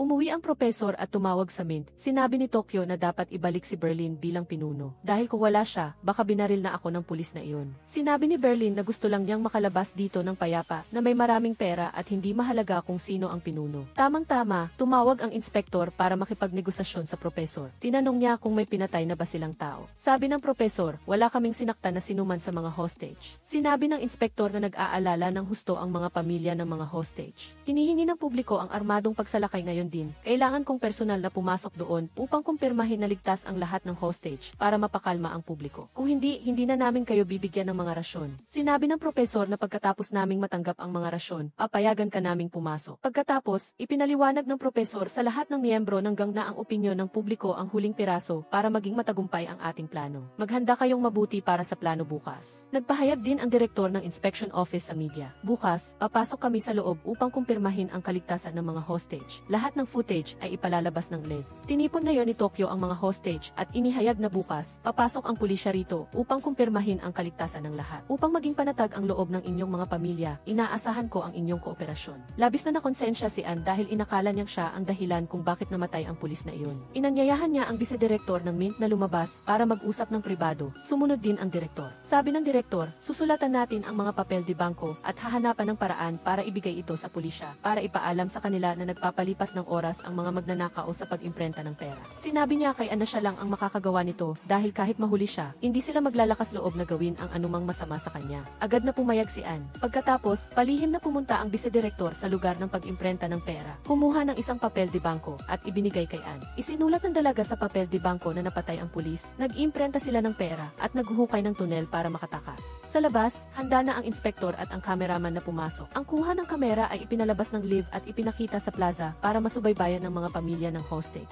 Sa oras na ito, lahat sa loob ay nagulat nang makitang lumabas si Berlin na hindi nakasuot ng maskara. Nakaupo din ang propesor sa plaza at pinapanood ang lahat ng pangyayari. Inanunsyo ni Berlin na palabasin ang bawat hostage para kumpirmahin sa harap ng kamera. Unang lumabas ang direktor, tinawag niya ang pangalan ng kanyang asawa at mga anak at umiyak ng malakas. Sumunod ang ibang mga hostage. Nalaman na rin ng pulisya ang tunay na pagkakakilanlan ni Berlin na isang nakatakas na bilanggo sa North Korea. Sunod na lumabas si Ann, ang anak ng embahador ng Amerika, upang kumpirmahin, nag-aalala ring nanonood ang kanyang mga magulang. Nagkunwari si Ann na umiiyak ng malakas para lumapit ang inspektor at aliwin siya. Sa sandaling iyon, aabutin na sana ng dalaga ang papel di bangko sa inspektor nang pigilan siya ni Tokyo at dinala siya sa loob. Natuklasan ni na Tokyo at Berlin na may tinatago si Ann na papel di bangko na punong-puno ng sulat. Sumigaw siya ng malakas at pagkatapos ay inilabas siya. Hiniling ng inspektor na ilabas ang lahat ng hostage nang sabay-sabay dahil masyadong matagal ang ganoong paraan. Pagkatapos, inilabas ni Berlin ang lahat ng hostage upang ipakita sa publiko. Kinuha ng inspektor ang listahan ng mga biktima na dala niya upang itugma ito sa bawat hostage. Matapos ang ilang sandali ng pagtawag sa pangalan ng mga hostage, sinabi ng inspektor na nawawala ang pulis mula sa North Korea. Sinabi ni Berlin na walang ganoong hostage dito. Tinanong ng inspektor ang mga hostage kung may nakakakilala sa pulis na ito. Sinabi ba nila ang tungkol sa pagpatay nila sa kanya? Lumapit ang inspektor kay Ann at nagtanong. Handa na sanang magsalita ang dalaga ng takpan ni Tokyo ang kanyang bibig. Ginamit ng inspektor ang pagkakataong ito para magtagumpay at makalamang sa publiko. Inakala ng inspektor na nagtagumpay na siya sa kanyang plano, ngunit ang lahat ay bahagi na ng kalkulasyon ng propesor. Biglang, inilabas ni Denver ang isang taong may takip ang mukha mula sa loob. Nang tanggalin ang maskara, lumabas na ito ang pulis mula sa North Korea. Dahil kahapon, binaril talaga ni Berlin ang pulis na ito, ngunit nakasuot siya ng bulletproof vest. Ang publiko ay nagulantang. Tamang-tama, sa labas, ang sasakyan ng cameraman ng DC station ay nakatanggap ng isang ASB na naglalaman ng footage ng pulis mula sa North Korea. Ipinapakita nito na pumasok siya sa mint, nagdulot ng gulo at sinubukang patayin ang pinuno ng gang ng mga magnanakaw. Sinabi ni Berlin, kung hindi namin napigilan ang pulis na ito sa oras, sana ay sumalakay na ang pulisya at maaaring maraming hostage ang namatay. Wala kayong pakialam sa kaligtasan ng mga hostage. Galit na galit din ang mga pamilya ng hostage na nanonood sa labas. Matapang na ipinahayag ni Berlin sa media, magnanakaw kami, ngunit wala kaming sinaktan na sinuman. Kahit papaano, mas marunong kaming magprotekta ng buhay ng tao kaysa sa pulisya. Pagkatapos, humakbang palabas ang inspektor na si Uji nang walang kibo dahil ang lahat ng kanyang plano ay nabasa ng propesor at siya ang nalagay sa bita. Labis na natuwa ang lahat ng miyembro ng gang dahil nakiling na sa kanila ang media. Pinuri ng lahat si Berlin at maging si Tokyo, ang pinuno ay tinapik ang kanyang balikat at pinuri siya. Sa oras na ito, si Moscow ay nagmamadaling pumasok na may pag-aalala, ngunit lumabas na naghahatid siya ng magandang balita na natapos na niya ang paghukay ng tunel patungo sa lupa sa ilalim. Ang sunod-sunod na magagandang balita ay nagdulot ng labis na kagalakan sa lahat. Hating gabi na, habang natutulog, ginising ni Denver si Miseong upang gamutin ang kanyang sugat. Pinayuhan ni Denver ang dalaga na kapag nakalabas na siya, maghanap siya ng matinong lalaki na mamahalin. Pagkatapos nito, hinalikan ni Miseong si Denver at nagyakapan sila at nag-ibigan. Labis ang pressure na nararamdaman ngayon ng inspektor na si Eugene mula sa publiko at sa kanyang mga nakatataas. Lumabas si Kapitan Cha at sinabi, ako mismo ang hahanap sa propesor at magtatanong tungkol sa lalaking sumalakay sa Special Forces noon.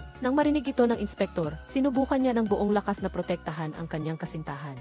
Narinig din niya yon ng propesor nang malinaw ang nilalaman ng pag-uusap sa pamamagitan ng ACI software na naka-install sa telepono ni Kapitan Cha. Pagkatapos, inanyayahan ng inspektor ang propesor na lumabas at makipag-inuman sa kanya. Masaya silang nag-usap at pagkatapos ay umalis na silang magkahawak kamay. Sinabi ng propesor, maaari ka bang mag-resign sa mint na iyon dahil mukha kang pagod na pagod. Nang marinig ito ng inspektor, tumakbo siya at niyakap ang propesor at sinabing mayroon na siyang lakas para magtrabaho ulit. Nakaramdam ngayon ang propesor ng kaunting pagkakasala sa babaeng ito. Biglang, kinuha ng inspektor mula sa kanyang bulsa ang isang maliit na sulok ng papel de bangko. Lumabas na ipinasok ito ni Ann sa bulsa ng inspektor noong dinala siya palayo. Pagkatapos, nagpaalam ang inspektor sa propesor at mabilis na umalis. Bumalik ang inspektor sa Special Forces team. Kinuha niya ang sulok ng papel de bangko niya at ikinabit ito sa isang buong papel de bangko. Lumabas na naisip ng inspektor na nagpapalipas ng oras ang mga magnanakaw sa pag-imprenta ng pera sa loob ng mint. Sinabi ng inspektor, hindi ko alam kung bakit sila nag-iimprenta ng pera. Kung susundan lang ang serial number, hindi mapapalabas ang perang ito. Hiniling ng inspektor na suriin ang konsumo ng kuryente sa mint upang malaman kung nag-iimprenta talaga sila ng pera. Pagdating ng propesor sa kanyang coffee shop, nakita niya si Kapitan Cha na naghihintay sa kanya. Nagkunwari ang propesor na hindi niya kilala si Kapitan Cha at inanyayahan siyang pumasok. Nagtanong ang kapitan sa propesor tungkol sa coffee shop na ito at binigyan siya ng propesor ng pagkain. Pagkatapos ay nagpaalam si Kapitan Cha upang pumunta sa banyo. Nang pumasok siya sa loob ng bahay, inikot niya ang lahat ng sulok at nakakita ng isang misteryosong silid. Sa oras na ito, lumitaw ang propesor. Mabilis na kinuha ni Kapitan Cha ang isang kutsilyo at pagkatapos ay nagpaalam sa propesor upang umalis. Nang makasakay sa sasakyan, tinawagan ni Kapitan Cha ang Department of Justice upang tulungan siyang kumuha ng fingerprint.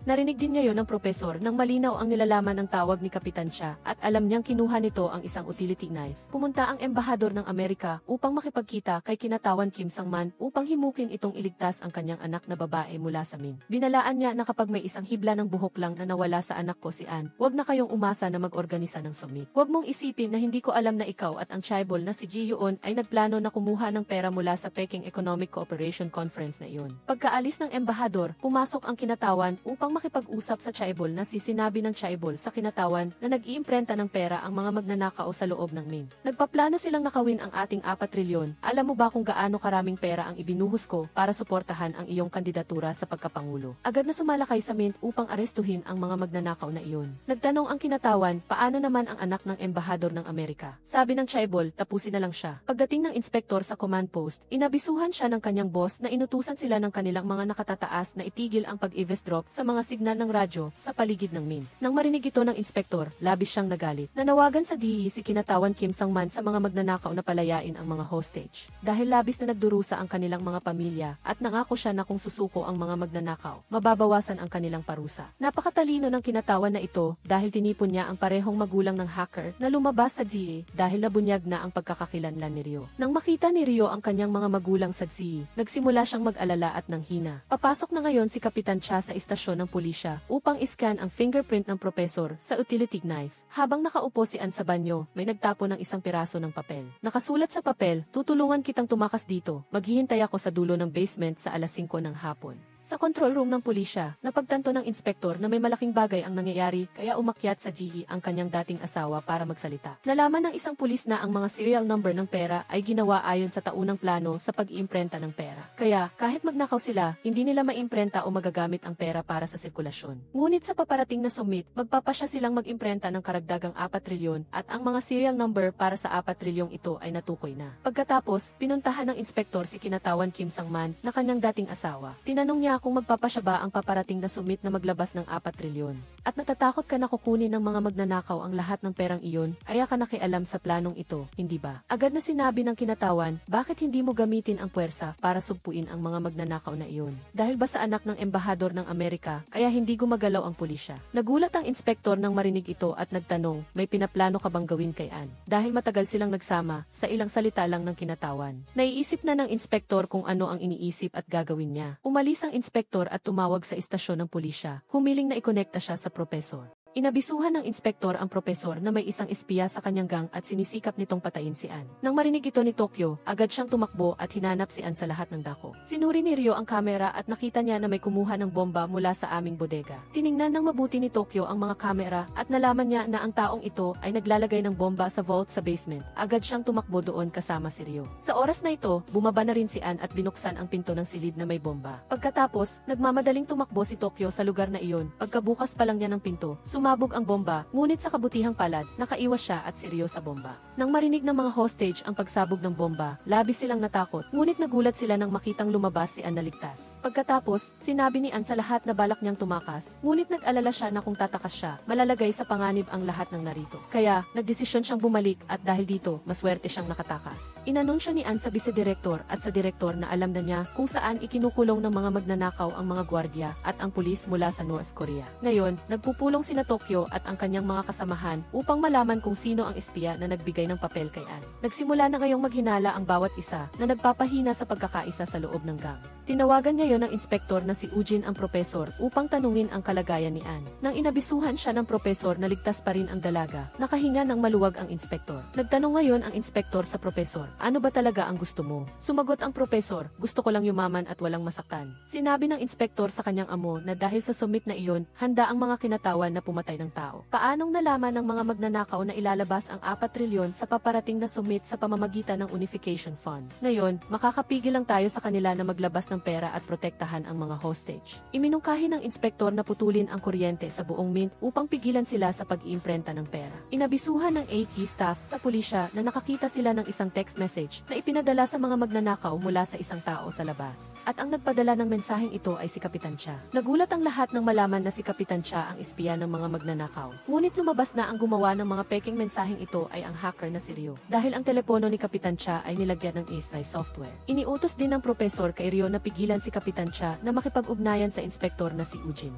Nagsasagawa ngayon si Kapitan Cha ng fingerprinting upang ma-verify ang tunay na pagkakakilanlan ng propesor. Biglang, lumapit ang isang grupo ng mga inspektor. Nang malaman niyang gusto siyang arestuhin, lumaban si Kapitan Cha at pinigil ang isang pulis. Sinabi ng pulis, pinaghihinalaan ka namin na espiya ng mga magnanakaw. Pagkatapos, nakatakas ang kapitan sa isang silid at inimprenta niya ang resulta ng pag-scan ng fingerprint ng utility knife ng propesor. Nang pumasok ang grupo ng mga inspektor, wala na si Kapitan Cha. Paglabas niya, sinubukan ni Kapitan Cha na makipag-ugnayan sa inspektor upang ipaalam sa kanya na ang propesor ay ang kanyang kasintahan, ngunit hindi siya makakontak. Nang makita ni Kapitan Cha ang bahay upang makipagkita sa inspektor, biglang lumabas ang propesor at itinutok ang baril sa ulo ni Kapitan Cha. Agad na inatake ng kapitan ang propesor, ngunit tinurukan siya ng propesor ng pampatulog sa binti. Binuhat ng propesor si Kapitan Cha papunta sa sasakyan. Sa oras na ito, nakita ng ina ng inspektor ang lahat sa loob ng bahay. Wala nang ibang paraan, pumasok ang propesor sa bahay na may hawak na baril. Nang magbalak siyang manakit sa ina, napansin niya na mayroon itong mga senyales ng Alzheimer's disease at tila nakalimutan na ang nakita niya, kaya umatras ang propesor. Minaneho ng propesor ang sasakyan patungo sa isang gasolinahan at sumakay sa ibang sasakyan upang umalis. Pagkatapos nito, may dalawang estranghero ang lumabas at minaneho ang sasakyang iniwan ng propesor. Pagdating ng propesor sa bahay, nakita niyang naghihintay ang inspektor. Inanyayahan ng propesor ang inspektor na pumasok. Pagkapasok pa lang, agad na kinuha ng inspektor ang baril at itinutok ito sa propesor. Nagtanong si Eugene, bakit mo sinadya na lapitan ako 2 buwan na ang nakalipas? Pagkatapos ay inutusan niya ang propesor na umakyat sa itaas at hiniling na buksan nito ang pinto ng bodega. Nang pumasok sila at binuksan ang ilaw, walang kahinahinala. Agad na sinabi ng inspektor, humihingi ako ng paumanhin. Sinabi ni Eugene na pinaghihinalaan ang isa sa mga kasamahan ko na espiya, ngunit nagtitiwala ako sa kanya. Sinabi rin niya, mukhang kahinahinala ka kaya ko ito ginawa. Sabi ng propesor, tapusin na natin ito rito, umalis ka na. Sa loob ng mint, habang nagbabahagi ng pagkain si Anne, naglagay siya ng isang piraso ng papel sa tray ng pagkain. Dahil alam niya na ang tray ng pagkain na ito ay ibibigay sa grupo ng pulis mula sa North Korea. Pagkatapos, nakarating ang papel sa pulis mula sa North Korea. Sa oras na ito, nagkunwari ang direktor na masakit ang tiyan para makapunta sa banyo. Pagkatapos, kinuha niya ang wrench at flashlight na itinago niya sa kanyang tiyan at inilagay ang mga ito sa tangke ng tubig ng inodoro. Pagkatapos, pumunta rin ang pulis mula sa North Korea sa inodoro na ito upang kunin ang mga bagay na ito.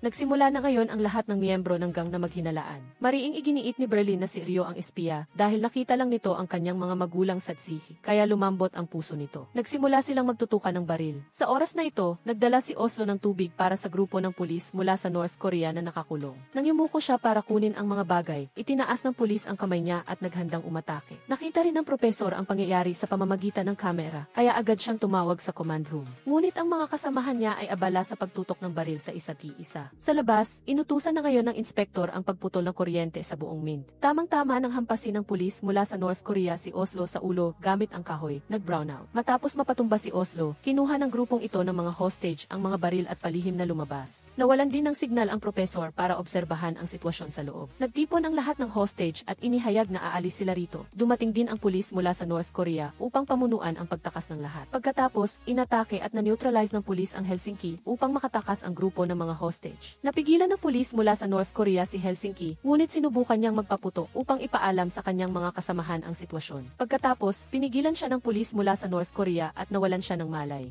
Si Tokyo ngayon ay pumasok sa power control room upang i-on ang power sa vault. Nang umilaw ang mga ilaw, nakita ng lahat sa grupo na si Helsinki ay nakahandusay na walang malay matapos siyang bugbugin. Pagkatapos ay dinala nila si Helsinki sa main hall, at nang magising si Helsinki, agad siyang tumakbo upang hanapin si Oslo. Ipinabatid ni Rio na ang mga hostage ay sinusubukang tumakas sa likod na pinto. Ang lahat ng mga hostage ay sumulong na ngayon sa ibaba, ngunit ang pinto ay natakpan ng web ng mga bomba. Susubukan na sana ng deputy director na itulak ang isang kotse at banggain ito sa pinto, ngunit napigilan siya ni Denver sa oras. Sa mismong sandaling ito, dumating din sina Berlin at ang kanyang koponan, kaya pansamantala nilang nakontrol ang lahat ng mga hostage. Bumalik si Rio sa control room at ipinabatid kay Professor na kontrolado na ang sitwasyon. Biglang pumasok ang pulis na Koreano at inutusan si Rio na kumonekta sa punong tanggapan ng pulisya sa labas. Pagkatapos ay sinuntok niya si Rio at siya na mismo ang tumawag. Sinabi niyang sinusubukan ng mga hostage na makatakas kaya kailangan niya ng reinforcement. Hiniling niya sa pulisya na sumalakay upang ilihis ang atensyon para makatakas ang mga hostage mula sa rooftop. Agad na sinira ng pulis na Koreano ang lahat ng kagamitan sa control room na ito upang ganap na maputol ang koneksyon hanggang kay Professor sa labas. Pagkatapos ay kinuha niya ang isang bote ng gamot na ginagamit ni Berlin at umalis.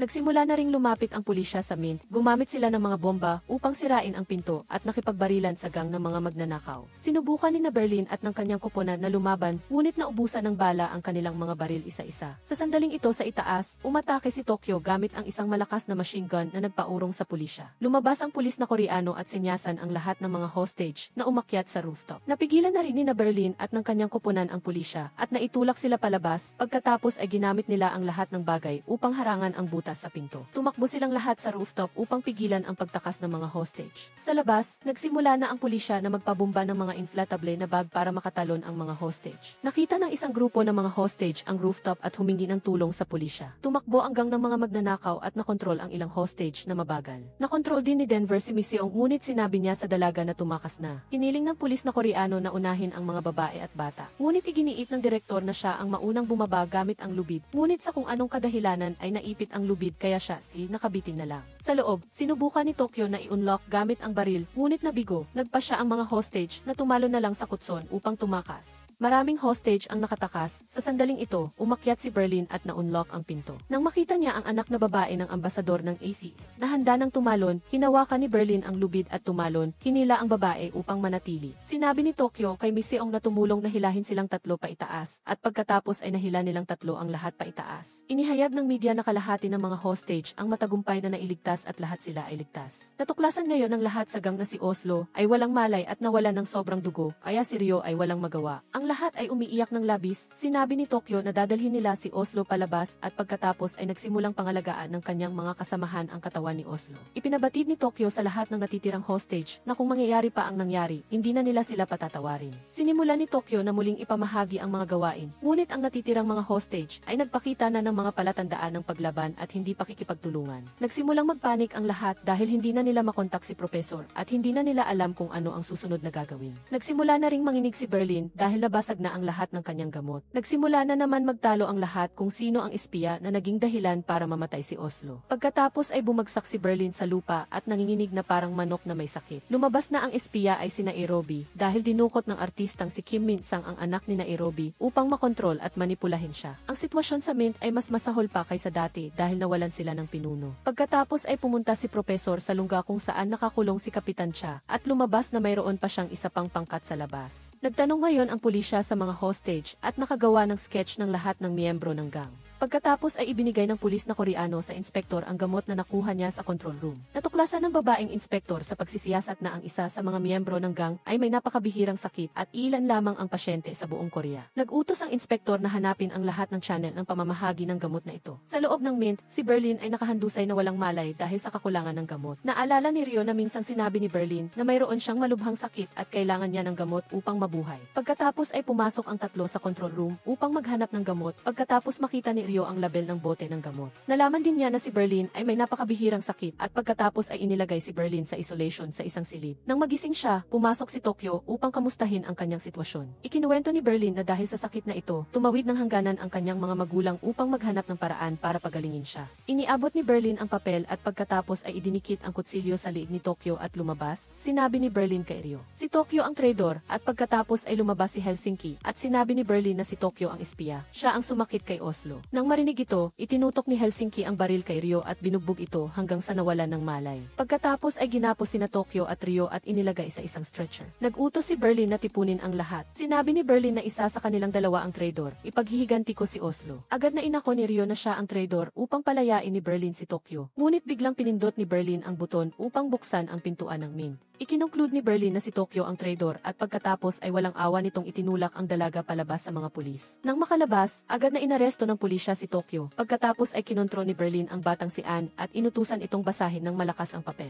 Nakasulat sa papel na, dalhin si Eunsu, ang masamang gwardiya, dito kaagad. Sinabi ni Berlin na kailangan niyang makita ang kanyang kalaban bago siya umalis. Kung hindi siya magpakita, papatayin ko ang batang ito kaagad. Habang naghahanda ang inspektor na pumasok sa trabaho, nakatanggap siya ng tawag mula sa kawani na nagsasabing na imbestigahan na nila ang lugar kung saan ibinebenta ang bihirang gamot. At kamakailan, may bumili ng gamot ng maramihan. Tiningnan ko ang kamera at nakita kong naglaho ang sasakyan malapit sa bundok. Sabi ng babaeng inspektor, baka doon nagtatago si Professor. Pupunta ako doon kaagad. Sa mismong sandaling ito, si Seul ay nakaupo sa isang kalapit na sasakyan. Pagkatapos ay tinawagan niya si Professor at ipinabatid na nailagay na niya ang east tracker sa sasakyan ng inspektor, kaya subaybayan mo siya. Hinihimok ngayon ng inspektor ang malaking puwersa ng pulisya na lumapit sa inabandonang bahay malapit sa bundok upang hanapin si Professor. Si Professor ay nakatayo ngayon sa malayo upang obserbahan ang lahat ng mga kaganapan. Pumasok ang inspektor sa isang silid at nakita ang maraming banner na nakabitin doon na nagpoprotesta laban sa paparating na Economic Cooperation Summit kasama ang maraming larawan ng matataas na opisyal mula sa parehong South at North. Pagkatapos ay natuklasan ng pulisya ang mga bombang nakatanim doon kaya mabilis na tumakbo ang lahat ng pulis palabas. Nang makalabas na silang lahat, pinindot ni Professor ang buton para pasabugin ang bomba. Tumawag si Seul kay Professor at ipinabatid na ipinasa ni Berlin si Tokyo sa pulisya. Marahil ay nabaliw siya dahil sa kakulangan ng gamot. Sinabi ni Professor na sa tingin ko alam ko ang dahilan kung bakit ginawa iyon ni Berlin at lumabas na si Professor Propesor at si Berlin ay magkapatid. Noong bata pa sila, nang dalhin sila ng kanilang mga magulang upang lumangoy sa ilog upang tumawid ng hangganan patungong South Korea, binaril ng mga tropang North Korean ang kanilang ina. Ang kanilang ama at si Propesor ay maswerteng nakatakas patungong South Korea, habang si Berlin ay ikinulong sa isang refugee camp. Dahil gustong kumita ng pera ang ama ni Berlin para iligtas ang kanyang anak mula sa refugee camp, nagnakaw siya ng bangko at binaril ng pulisya. Bumalik ang babaeng inspektor sa kampo ng command at sinimulan ang pagtatanong kay Tokyo. Hiniling ng inspektor sa dalaga na makipagtulungan at babawasan nila ng kalahati ang kanyang sentensya. Nagtanong si Inspektor Woo-jin, ang plano ba ninyo ay hindi para sa pera kundi para sa pampulitikang layunin?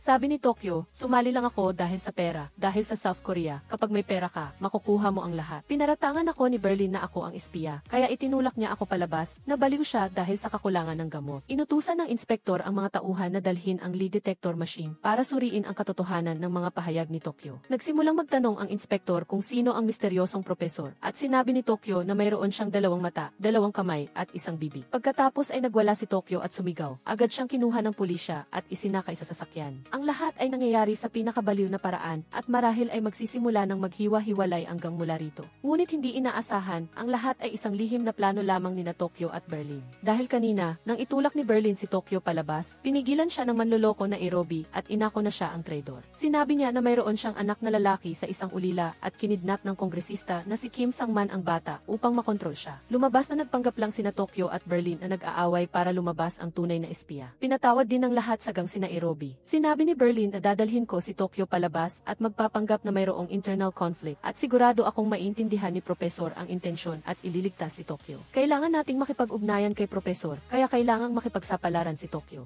Ngayon ay ina-escort na ng pulisya si Tokyo sa kulungan nang biglang may humarang sa kanilang sasakyan sa daan. Lumabas ang mga taong nakamaskara mula sa sasakyan, nagspray ng itim na pintura sa bintana ng sasakyan ng pulisya at nagtanim ng mga bomba sa mga sasakyan ng pulisya. Ngayon ay lumabas si Seon at itinutok ang baril sa mga espesyal na pulis na nagkokontrol kay Tokyo. Dahil naramdaman na napakabagsik ng mga magnanakaw na ito, ibinaba ng pulisya ang kanilang mga baril. Tinanggal ni Seon ang posas ni Tokyo at ipinakilala na sila ang mga tauhan sa gang na pinamumunuan ni Berlin. Sa control room ng pulisya sa sandaling ito, umasok si Kongresista Kim Sang-man at ipinabatid na mula ngayon, ang counter-terrorism team ang mamamahala sa operasyong ito at pinakiusapan si Mrs. Woo-jin na lumabas. Dumating din ang warden na si Yeon-soo upang makipagkita kay Berlin ayon sa kanyang kahilingan. Siya ngayon ay isang kilalang politiko sa North Korea. Nakatanggap ang inspektor ng ulat na ang sasakyan na nag-i-escort sa bilanggo ay inatake at ang bilanggo ay nakatakas. Napagtanto din ng inspektor na ang pagtulak kay Tokyo palabas ay isa lamang panlilin lang ng mga magnanakaw. Hiniling ng inspektor sa kawani na imbestigahan kung anong kahinaan ang natuklasan ng kanyang dating asawa na si Kongresista upang makontrol ang isang miyembro ng gang na sadyang saktan si Anne. Naimbestigahan ng kawani na ang mga tauhan ni Kongresista Kim Sang-man ay pumunta sa orphanage upang kunin ang anak na lalaki ng manloloko na si Nairobi. Ngunit hanggang ngayon ay hindi pa naibabalik ang bata. Sinabi ng inspektor na, sa tingin ko alam ko kung saan niya ikinukulong ang bata. Tumawag si Propesor kina Tokyo at Seoul at ipinabatid na si Kongresista Kim Sang-man ay may vilya sa labas ng bayan at malamang na doon niya ikinukulong ang anak ni Nairobi. Nagtungo ang grupo ng mga tauhan ni Berlin at Tokyo sa vilya ni Kim Sang-man upang iligtas ang anak ni Nairobi. Gumamit sila ng rubber bullets dahil kailangan nilang sundin ang makataong prinsipyo ni Propesor.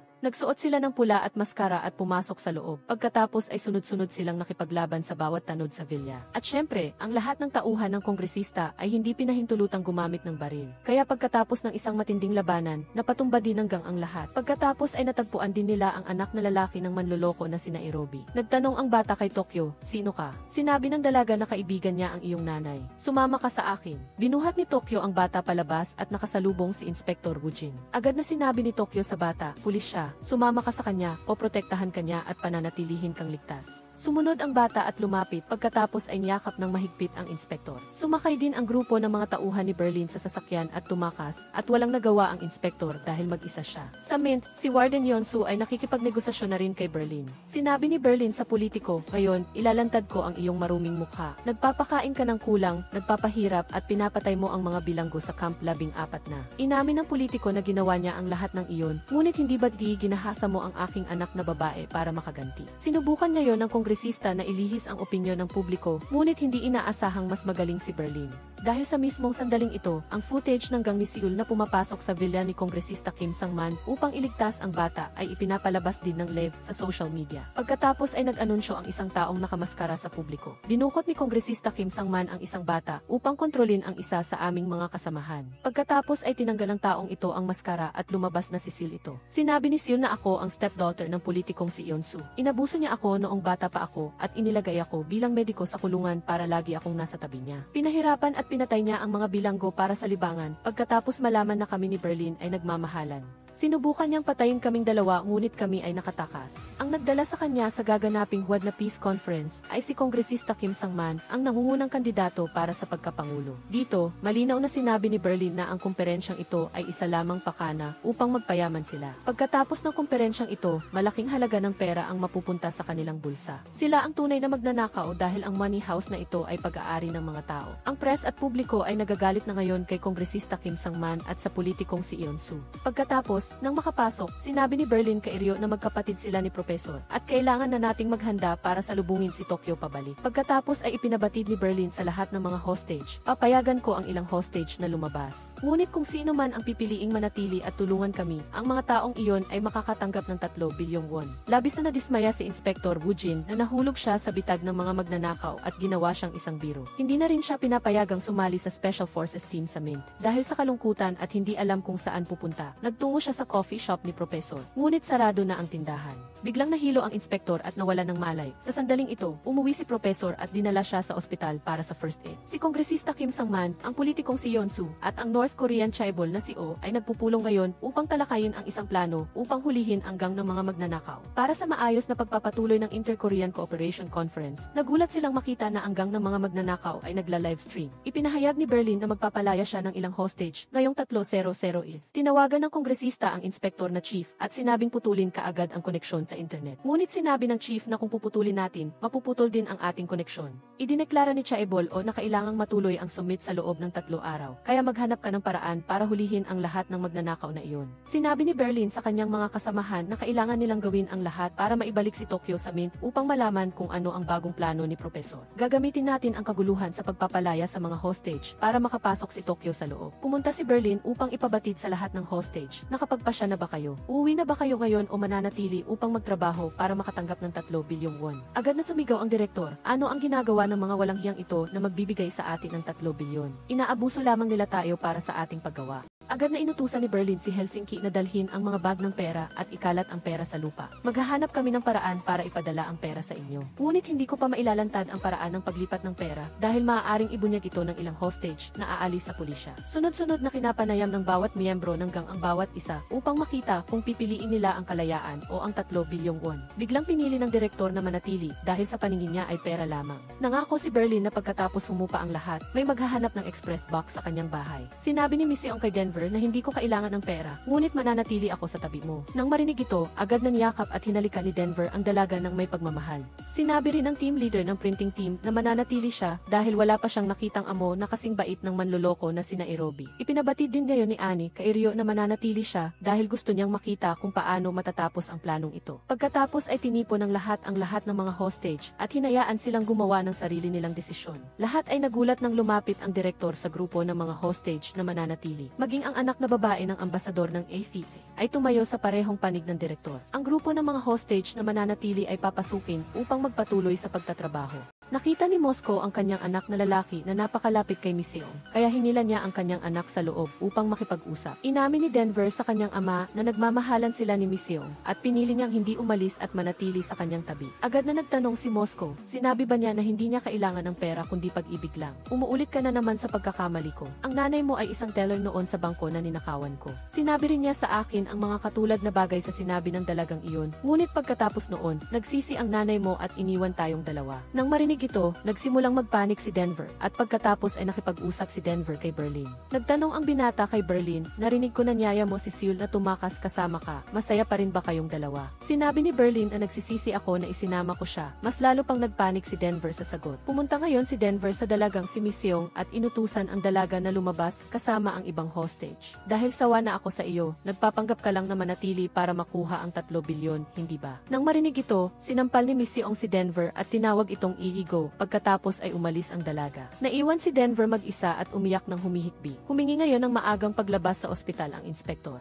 Tinawagan niya ang chief, ngunit sinabi nito na magpahinga pa siya, pagkatapos ay naghanap siya at nakipagkita kay Profesor. Pinasalamatan ni Woojin si Profesor sa pagdadala sa kanya sa ospital at ipinabatid na umalis na siya sa kaso sa Mint. Humihingi ako ng tawad sa pagdududa ko sa iyo. Nagsimulang lumambot si Profesor at nang aalis na ang inspektor, tumakbo ang binata at niyakap ang inspektor. Pagkatapos ay masaya silang nag-usap at nagplano ng biyahe patungong Quezon Port City. Sinabi ni Profesor na gusto sana ng kanyang ama na pumunta sa lugar na ito, ngunit sa kanyang huling mga araw, nakalimutan niya ito dahil nagkaroon din siya ng demensya. Pagkatapos ay nakipagkita si Profesor kay Tokyo at ipinabatid na oras na para bumalik sa Mint. Ibinigay ni Seoul kay Tokyo ang gamot para ibigay sa kanyang kasintahan na si Berlin. Ngayon ay nagmamaneho na ang inspektor pa uwi, nang bigla niyang naalala ang sinabi ni Profesor na mayroon ding demensya ang tatay niya. Ang salitang din sa pangungusap na ito ay nagdulot ng pagdududa sa kanya dahil hindi niya sinabi sa binata na ang kanyang ina ay may demensya. Sa labas ng Mint, nagsimulang dumami ang mga mamamahayag at nagpoprotesta na nagdulot ng kaguluhan. Nag-utos ang kongresista na paalisin ang lahat ng mamamahayag at YouTuber sa pinangyarihan.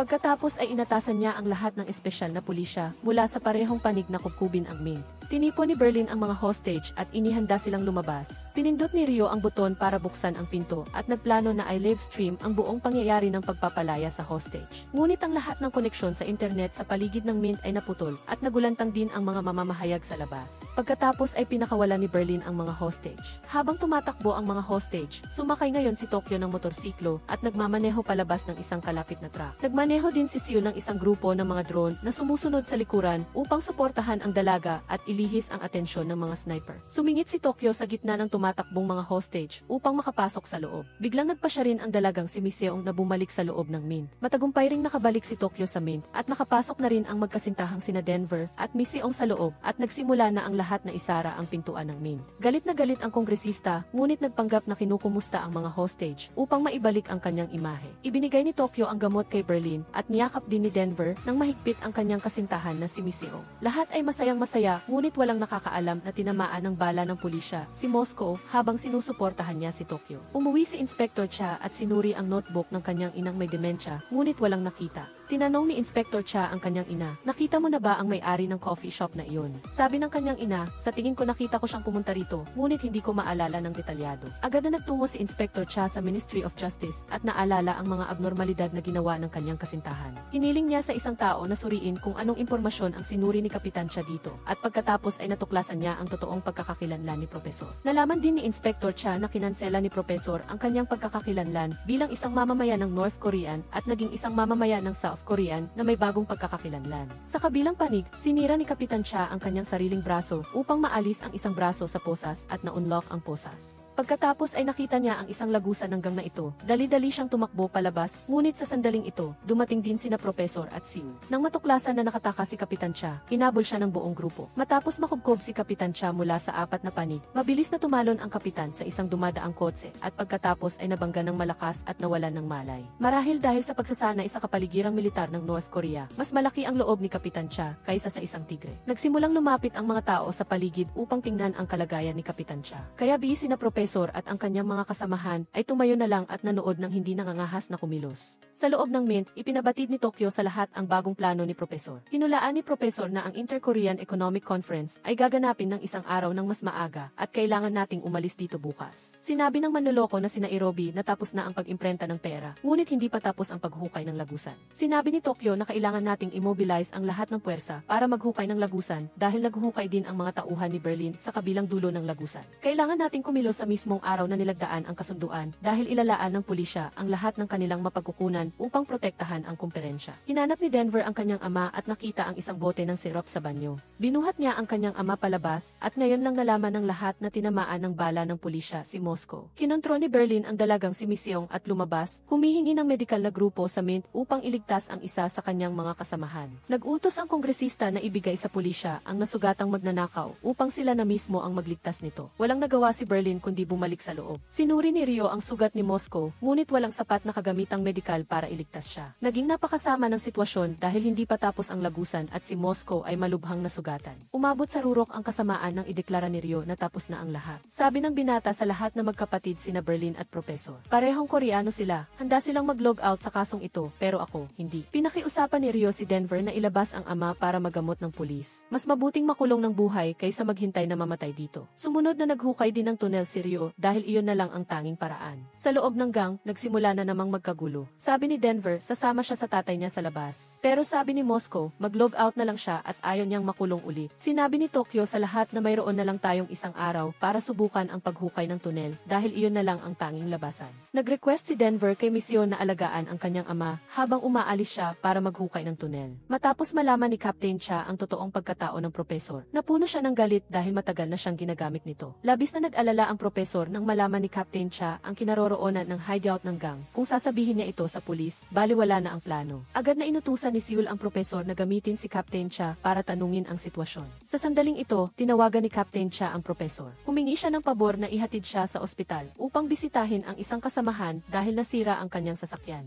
Sinabi ni Congressman Kim Sang-man sa dalawang politiko na iusod ang sumit ng isang araw ng mas maaga. Pagkatapos mapirmahan ang kasunduan, ang $4 trilyong tulong ay dadaloy sa North Korea. Pagkatapos noon, sasalakayin natin agad ang mint upang kunin ang lahat ng pera. Pagkatapos ay nag-anunsyo si Congressman Kim sa media na isasagawa ang sumit ng mas maaga sa hapon ng isang araw. Ang lahat sa mint ngayon ay walang ideya tungkol sa balitang ito dahil lahat ng koneksyon ay pinutol. Sa puntong ito, nagmaneho ang propesor upang sunduin si Captain Cha patungo sa ospital at minamaneho rin ng pulis ang sasakyan ni Captain Cha. Para makasunod kay Captain Cha, sinabi ni Eugene na ang Captain Cha na nakita niya noong nakaraan habang sumasalakay sa Special Forces Team ay sugatan. Agad na nagtanong ang propesor kung malala ang sugat niya at sinabi ni Eugene na hindi pa ito nagigising. Sa ospital, lumabas si Eugene sa kotse at lumingon upang yayain ang propesor na pumasok sa ospital kasama siya. Nang marinig ito ng propesor, labis siyang natuwa, ngunit hindi niya alam na nakaabang ang mga pulis sa bawat sulok ng ospital. Pagpasok sa silid ng pasyente, nakita ng propesor si Captain Cha na nakahandusay at walang malay. Sinabi ni Eugene na hinahabol si Captain Cha ng isang tao at posibleng ang mga magnanakaw na maaaring may alam siyang mahalagang impormasyon tungkol sa kanila. Lumabas si Eugene para kausapin ang doktor at paglabas niya, agad siyang tumawag sa kanyang team para sa dagdag na tulong. Sa loob ng silid ng pasyente, akmang tuturukan ng propesor si Captain Cha ng gamot. Ngunit pumasok si Eugene kaya huminto ang propesor. Sinabi ni Eugene sa propesor na sinabi ng doktor na aabutin ng ilang araw bago magising si Captain Cha at gumaan ang pakiramdam ng propesor nang marinig ito. Niyakap ni Eugene ang propesor at sinamantala ang pagkakataon na maglagay ng tracking device sa kolar ng propesor. Pagkatapos, hinatid ni Eugene ang propesor palabas at sinabi ni Eugene sa kanyang empleyado, "Kailangan nating hulihin ang buong gang ng mga magnanakaw para masira ang kanilang plano." Pagkatapos, sinundan ni Eugene, kasama ang maraming sasakyan ng pulis, ang East Tracker upang habulin ang propesor at hanapin ang kanyang taguan.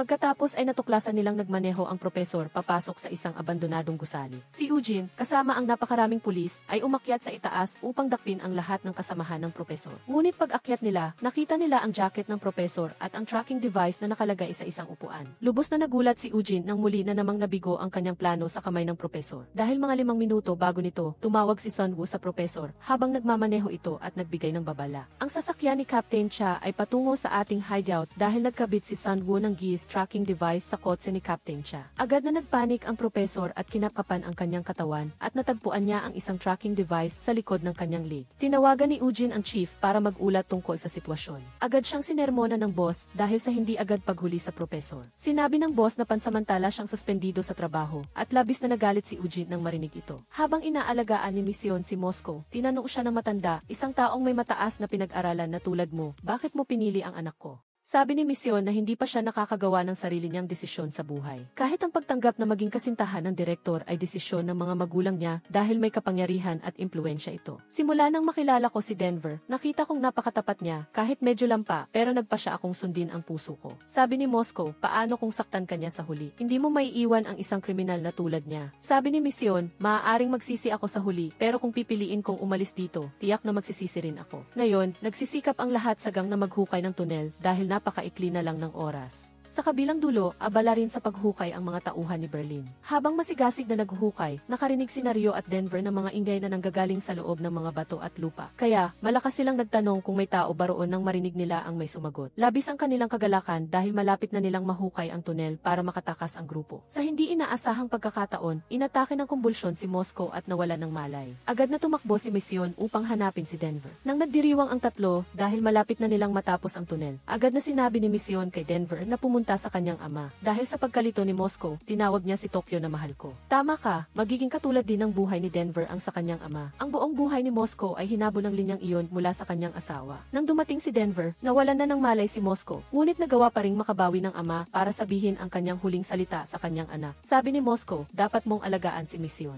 Kung sasaktan mo siya, ako ang bahala sa iyo. Mahal kita. Tiningnan ni Moscow ang lahat at sinabi, naghukay ako ng mga tunel sa buong buhay ko, ngunit hindi pa ako naging masaya na tulad nito. Tinrato ninyo kaming dalawa ng anak ko na parang pamilya. Salamat, at pagkatapos ay ipinakilala niya ang kanyang tunay na pangalan. Pagkatapos nito, umanaw na si Moscow. Hagulgol na umiyak sina Denver at ang lahat sa pagkawala ng isa pang miyembro ng gang. Kahit na sinuspinde sa trabaho, nagpa siya si Inspector Eugene na hindi isusuko ang kasong ito. Inaral niya ang mapa ng lugar kung saan nasugatan si Captain Cha at ang direksyon na tinahak ng propesor pagkatapos umalis sa ospital. Pagkatapos ay napagpasyahan niya na ang taguan ng propesor ay malamang na isang bagong tayong shopping center. Agad siyang nagtungo sa lokasyon upang suriin ito. Sa loob ng Mint, pilit na tiniis ni Denver ang sakit upang ipagpatuloy ang paghukay sa natitirang mga metro ng tunel upang mailabas ang bangkay ng kanyang ama. Ngayon, isinantabi na ng lahat sa gang ang kanilang mga dating hidwaan. At nagkaisa silang ipatupad ang plano upang makatakas sa Mint. Dumating na ang oras ng summit at sa labas, maraming tao ang nakasuot ng damit ng mga magnanakaw upang magprotesta laban sa pagsasagawa ng summit. Lahat ng ito ay nangyayari ayon sa plano ng propesor. Inutusan ni Congressman Kim ang chief ng inspection office na pagkatapos pirmahan ang kasunduan, agad na salakayin ang Mint at sa pagkakataong ito, hindi lang hulihin kundi lilipulin ang lahat ng mga ito. Pagkatapos ay pumasok si Congressman Kim sa loob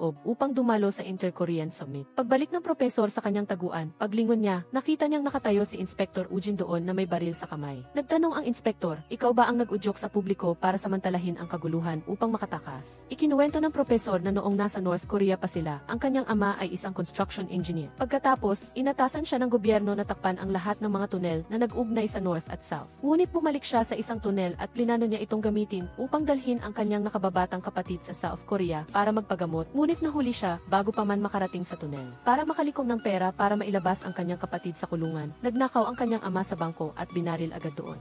Sabi ng propesor na ang summit ay hindi tungkol sa pag-iisa o kooperasyon, kundi isang kasangkapan lamang para kumita ng pera para sa mga mayayaman. Nagtanong ang inspektor kung paano niya nalaman iyon at sumagot ang propesor na siya mismo ang nag-isip ng modelong iyon para sa kanila. Dahil ang plutokratong sumusuporta sa iyong dating asawa ay ang dati kong amo. Dahil alam ko nang gusto ang kanilang plano, kaya ako nagplano na nakawin ang $4 4 trilyon mula sa kanila. Napabulalas ang inspektor na mula simula hanggang wakas, nilapitan niya siya hindi dahil sa mabuting intensyon, kundi may sarili siyang layunin. Inamin ng propesor na sa simula, lumapit siya para sa kapakinabangan, ngunit kalaunan ay nagbago ang direksyon ng kanyang puso. Habang nakatitig si Eugene sa sinabi, biglang mabilis na inagaw ng propesor ang baril mula sa kanyang kamay at pinaputok ito. Mabilis na bumaba ang propesor sa basement, inikot ang manggas at nagsimulang maghukay kasama ang grupo. Sa kabilang dulo, biglang nakakita si Denver ng kislap ng liwanag at mabilis siyang naghukay gamit ang kanyang kamay at lumabas ang pamilyar na mukha ng propesor. Agad na naghiyawan ang buong grupo sa tunel. Pagkatapos, hindi nakalimutan ni Denver na ipakilala si Mission sa propesor. Pagkatapos magkita-kita, umakyat muli ang propesor sa ibabaw para makipagkita kay Berlin at sa iba pang miyembro ng gang.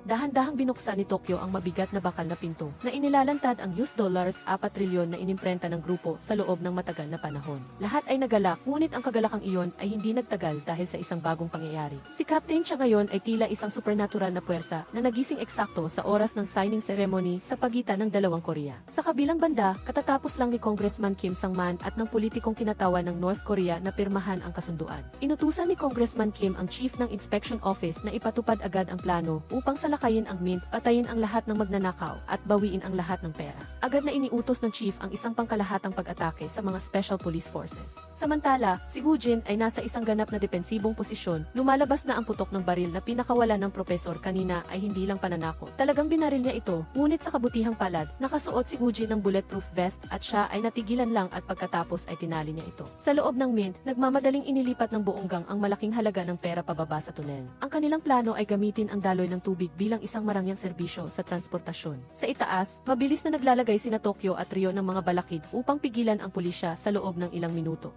Gayunpaman, nang tumingala sila, nakita nila ang isang helikopter na papalapit, kasunod ang isang buong team na bumaba sa sahig. Dahil walang paraan para umatras, agad na naglunsad sina Tokyo at Rio ng matinding kontra-atake. Sa sandaling ito, mabilis na pinindot ng isang pulis mula sa Special Forces team ang buton para buksan ang pinto upang makapasok ang kanilang mga kasamahan sa labas. Nakita ang kritikal na sitwasyon, sinabi ni Denver sa lahat ng hostage na bumaba sa tunel para magtago at agad siyang lumabas para tulungan sina Tokyo at Rio. Si Tokyo, bilang isang napakahusay na mamamaril, ay walang tigil na bumaril sa pulisya. Ngunit mabilis siyang tinamaan ng 2 bala at bumagsak sa gitna ng sunod-sunod na putok. Para hindi matalo ang kanilang team, gumawa ng rain of glass si Nairobi sa pamamagitan ng pagpapaputok ng diretsyo sa bubong na nagpalaglag sa makapal na salamin sa ulo ng Special Forces team. Si Berlin, hawak ang baril, ay walang humpay na nagpaputok, hindi nagpatalo sa kahit sino. Samantala, sa itaas na palapag, nakikipagbuno si Denver sa isang Special Forces police sa isang napakatinding labanan. Nang akmang tatapusin na ni Helsinki ang pulis, biglang pinigilan siya ni Denver dahil nakilala niya na ang kalaban ay walang iba kundi ang North Korean police officer. Tumayo ang pulis ngunit mabilis siyang sinunggaban ni Denver at sinabihan si Helsinki na tulungan ang mga kasamahan sa lobby. Ngayon, tanging si Denver at ang pulis na iyon ang naglaban sa isang manumanong labanan tulad ng isang mataas na antas na martial arts showdown.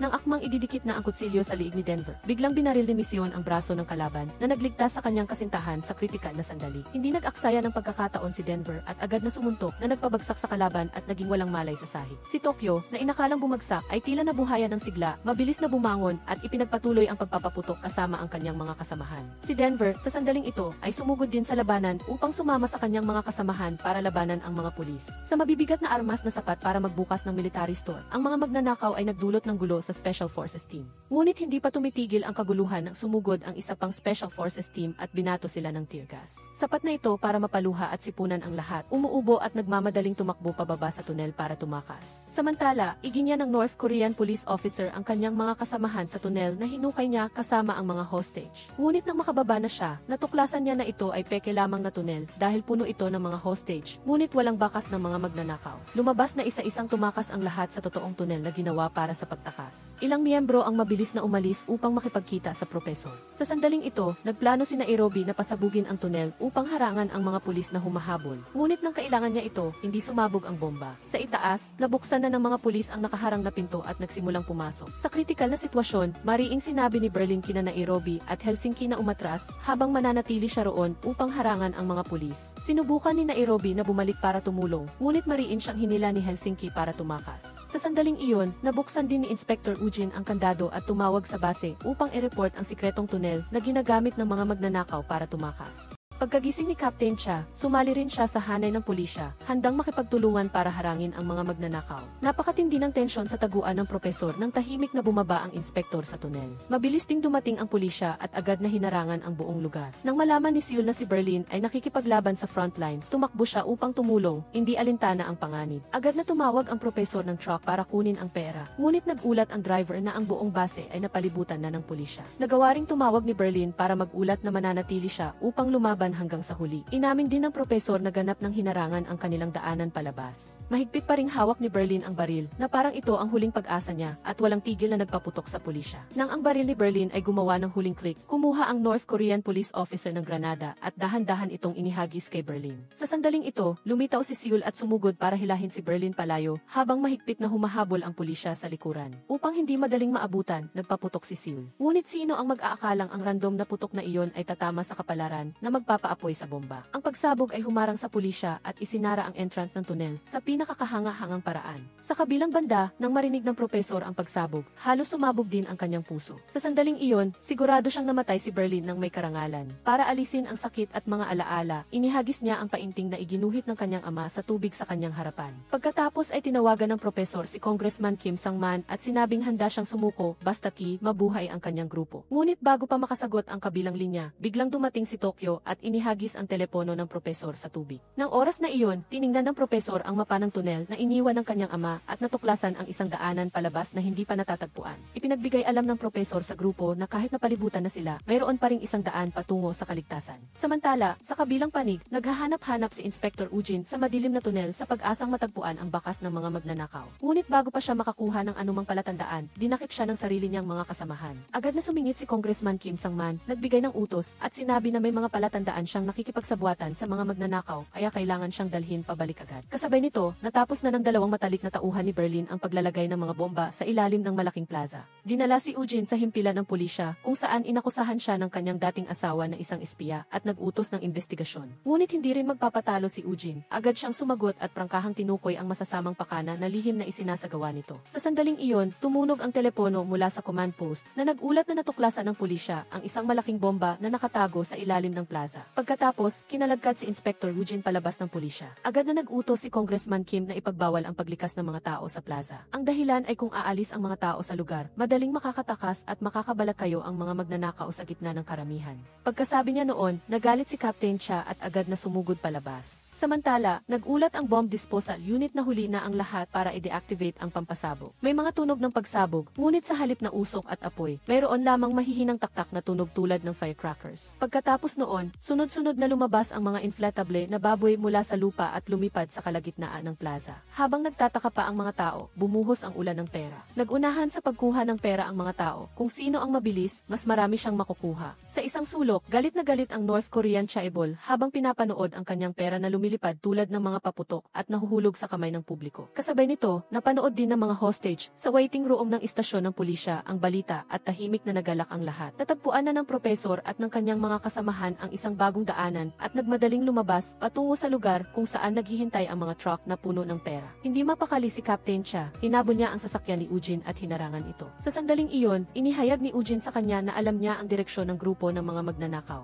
Dahil ang propesor mismo ang naghayag sa kanya tungkol sa isang sikretong tunel na nag-ugnay sa South Korea at North Korea. Humingi siya ng tulong at walang pag-aatubili, inatake ni Captain Cha ang mga pulis na nagbabantay sa kanya upang tulungan siyang makatakas at pagkatapos ay nahuli rin siya. Sa kabilang banda, mabilis na sinimula ng propesor at ng kanyang grupo ang paglilipat ng lahat ng pera sa tren upang simulan ang kanilang paglisan mula sa South Korea. Sa sandaling iyon, nakatanggap ng tawag ang isang miyembro ng grupo at ibinigay ang telepono sa propesor. Ang pamilyar na boses sa kabilang linya ay nagpatigil sa lahat, lumabas na buhay pa sina Berlin at Simi. Nag-blend in pa nga sila sa gitna ng mga tao na abala sa pagpulot ng pera at tahimik na tumakas sa karamihan. Ang lahat sa grupo ay napuno ng ginhawa at kaligayahan nang malaman nilang buhay pa ang dalawa. Sa tren, biglang tumingin si Tokyo sa propesor at nagbigay ng isang makahulugang pahayag na sigurado siyang malapit na ring dumating si Inspector Eugene dahil hindi siya madaling sumuko. Nang akmang sasakay na ang propesor sa tren, lumitaw si Eugene. Itinutok niya ang baril sa propesor at inutusan siyang itigil ang tren. Malamig siyang nagpahayag na dadalhin niya ito sa hustisya, ngunit mahinahon siyang sumagot. Ang kasalanan ko ba ay dahil inilantad ko ang totoong mukha ng mga makapangyarihan o dahil sinaktan ko ang iyong puso? Pagkasabi nito, sumakay siya sa tren. Hawak pa rin ni Eugene ang baril, ngunit hindi niya ito mabaril at tumayo lang siya doon. Pinapanood ang anino niya na unti-unting nawawala at pagkatapos ay umiyak. Pagkatapos ng pagbuhos ng pera na parang kaloob ng langit sa plaza, tahimik na isinagawa ng buong gang ng propesor ang kanilang huling paglalakbay patungo sa isang sikretong lokasyon.